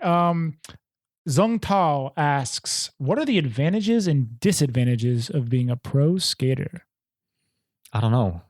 I'm not a pro skater. Right. And I was about to, as I was saying that, I realized, like, have you ever really been a pro skater? But like, and this is actually a bigger question because I always find it so funny that they leave it up to the board company to turn a skater pro. What does it mean to be pro? What does it mean? It's like, do you have a lot of, I don't know. So what I think it means is like when you have enough of an audience or an influence on a particular, whatever, if you like demographic. So if you're a pro skater, you could pretty much like sell something with your name on it. So like everybody knows you. So a company wants to turn your name into a brand. Yes, because everybody loves you and they can make money off of you, but you can also make money off of the brand at the same time. Sure. So I think that's what like having a pro model is, I guess. But for me, I've never really considered myself a pro. You know what I mean? It's like, who does that? And I know what the level is like out there in the world. I'm just a dude who skates and kind of just does stuff. You know what I mean? Easy. No, I understand. Like I love skateboarding. So. I love it. I love skateboarding, and I always want to get better at it, and I want to like share it and this and that, and blah blah blah. But yeah, I mean, yeah, that's all. Fair enough. All right, we're almost getting there. Benoit, you know Benoit? Yeah, of course. Benoit. Shout out Benoit. I'll reply him in French. I'm just kidding. All right, if you had to choose fishing or skating for the rest of your life, what are you gonna choose? Oh, that one's too easy, bro. Fishing. I would definitely choose, at my age now, I would definitely choose fishing. I mean, I love it. I love fishing. Don't get me wrong. I love skateboarding too. But fishing, man, if you guys are like, what the fuck, you're an idiot or whatever, let me take you fishing. Let me show you a good time. I already knew the answer to that when I saw you walk in with that Bass Pro Shop. Oh, man. All right. Timmy Mac. Oh, Timmy McMail. My man. My mate. How's the handrail game? Why you like varial flips so much? How's the handrail game? Yeah. It's 0 because I don't fuck with rails because that shit. I mean, I used to love skating rails, actually. Yeah. I used to be able to like do I think that's what he's getting at is like, where did it go? There's just no rails in China. Like, I think I could find you one if you want it. No, because when I was younger, we had skate parks and I would be able to like just practice tricks on the rails, right? After moving to Shanghai, it was just pure ledges and like flat ground. So I pretty much gave up. I wouldn't have an urge to like go find a rail to go skate. Right. You know what's so funny? You just remind me, those rails you found with Shane, you posted, they're like literally ankle high. And he's like doing like the gnarliest tricks on them. The gnarliest. They're literally ankle high. Somehow they have these like handicap rails. And that's so funny. But yeah, if you don't skate, rails for a while, they get fucking intimidating. Like I'm not confident at all. I mean, I think I might still be able to bust out a kickflip front board, but that's not cool anymore. It's like front feebles and back smiths or what's up. Yeah, you gotta flip into something crazy now. Yeah, I mean, I wish I fucking had a skate park to learn those tricks on all this time. But varial flips, I don't know. People just don't do them, and they have like a bad rep. I don't know why. But I just do them. Fuck you if you think varial flips are gay or whatever. Because I don't know, just do them. All right. Forget what other people think. Just don't do Benihanas. That shit's gay. All right. That shit's lame. Take notes, kids. Take notes. At Madso, Sal writes, what board do you ride? What size board? I ride a April. I ride popsicle stick. I ride a 8-inch April board with only mob grip. But actually, I got to take that back because Morgan gave me some rough Jessup grip. I got some Jessup right here. I'm storing. I'm holding on to. I like Jessup. No, but I like Jessup. But this is the new Jessup. They make like a coarser one. Really? Yeah. It's like prototype shit. I'll give you a look at my Jessup. It's pretty fucking coarse. Nah. Jessup compared to like normal Jessup compared to like normal mob all the way. But yeah, mob course only, but Jessup made this cool new stuff, which is pretty good. And what else?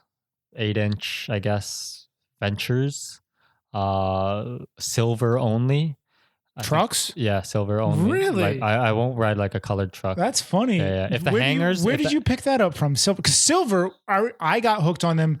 It was one of the first examples of marketing that got me. It was like, No, not silver trucks. I ride Venture only, but the colorway has to be silver. Oh. Yeah. I would never ride like a silver truck. Dude, I tried them and they sucked. I rode them because they had this thing that was like The axle. it was like an axle guard or something. Yeah, so it when you wouldn't pre-mode, shroom. it wouldn't shrink. Yeah. That's why I thought it was so cool. But then I was like, this shit is whack. No, because those trucks, like when you do tail slides, the wheel slides, not the base plate. So I fucking hated that. But I only use Venture highs, which I just switched to a high truck like in the past year and a half, and I love them. They're really good. But I use the double hollow Venture high 8-inch trucks. I'm using like 50 millimeter Spitfire wheels. It doesn't matter what size or shape or You want whatever. to know what size I just bumped up to? 54. 60s. Shut up. That's a lot. Yeah, on this crazy longboard thing. They had an electric longboard. Oh my God. Yo, we were just riding longboards yesterday and I bump into Tang and J-Mart. Randomly. And I give Tang the longboard. How much fun do you have on that thing though? I had a little bit of fun. It's sketchy. It's super sketchy at first. Dude, Because like, it jolts the zip you. it has. Yeah. When you ignite it. Exactly. It has a kick. A fucking It's like- kick. yeah, dude. I've That gotten thing like gets speed. Straight like swept off my feet from that thing. That's what I'm saying. Like that's what it feels like when I have like just a tiny like a hair push on the fucking hand controller thingy. But that thing could be fun in like big open area, but I could see that thing being ultra dangerous. It's super dangerous, super man. dangerous. If you don't know the power that the speed like from just starting like zero to you can go 40 kilometers an hour on that thing. If you're a beginner and you're interested in getting an electric skateboard, I highly recommend you not doing it. Just get a fucking normal skateboard and learn what speed is first. Like learn how to control your speed and then fucking get one of those things because those things are like hella dangerous. Yeah, man. They're intense. Yeah. All right.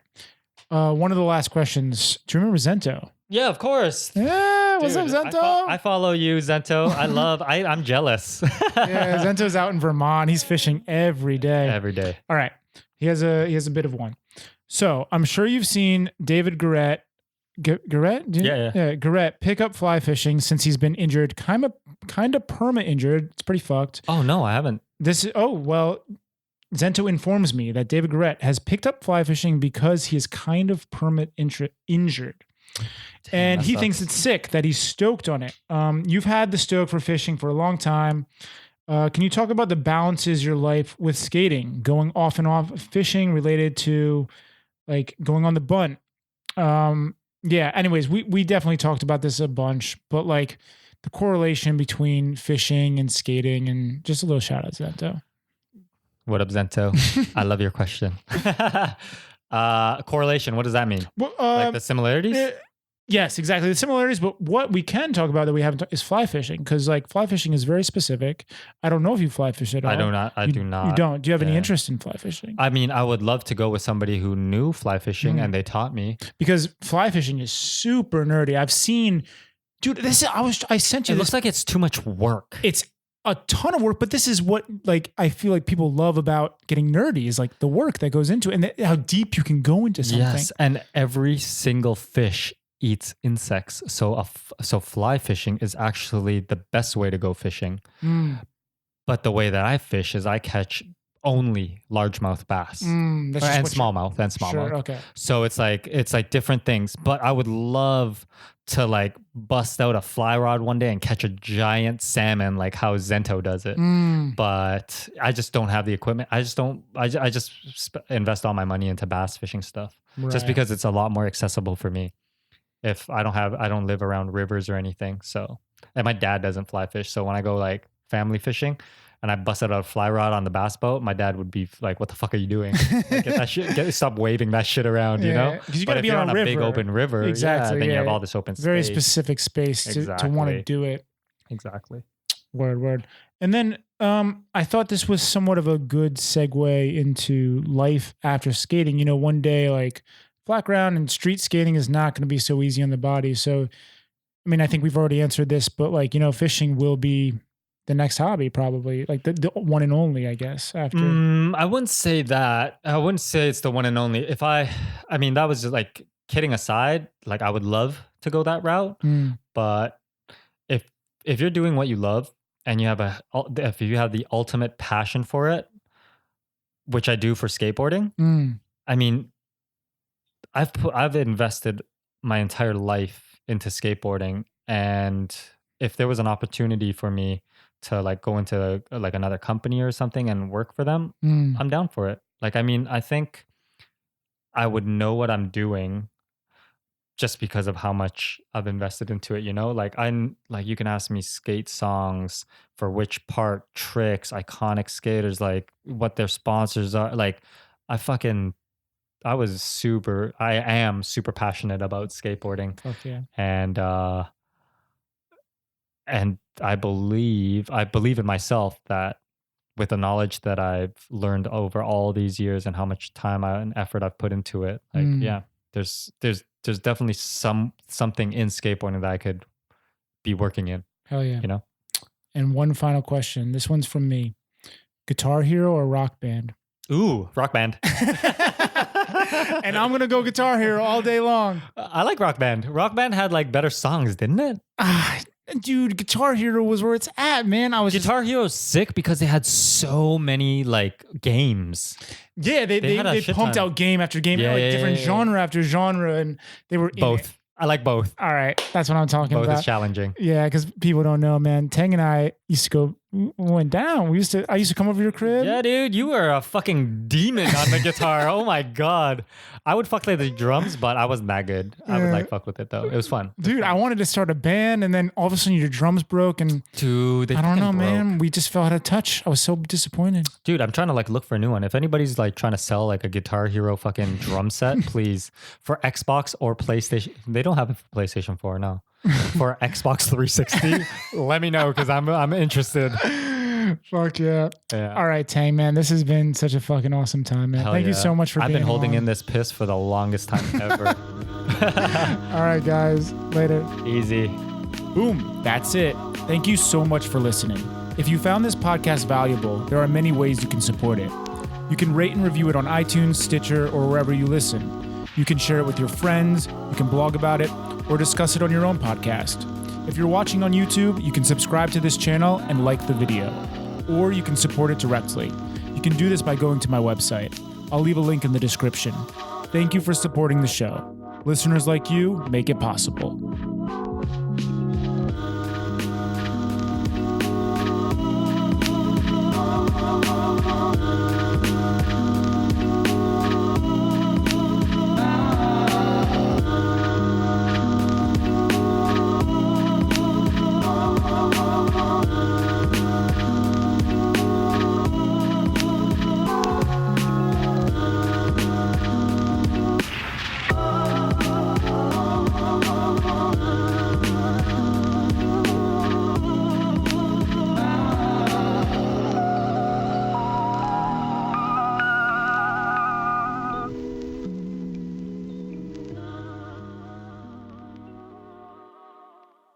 Also, if you enjoyed the intro and outro music, it was made by my brother, Danny Greenberg.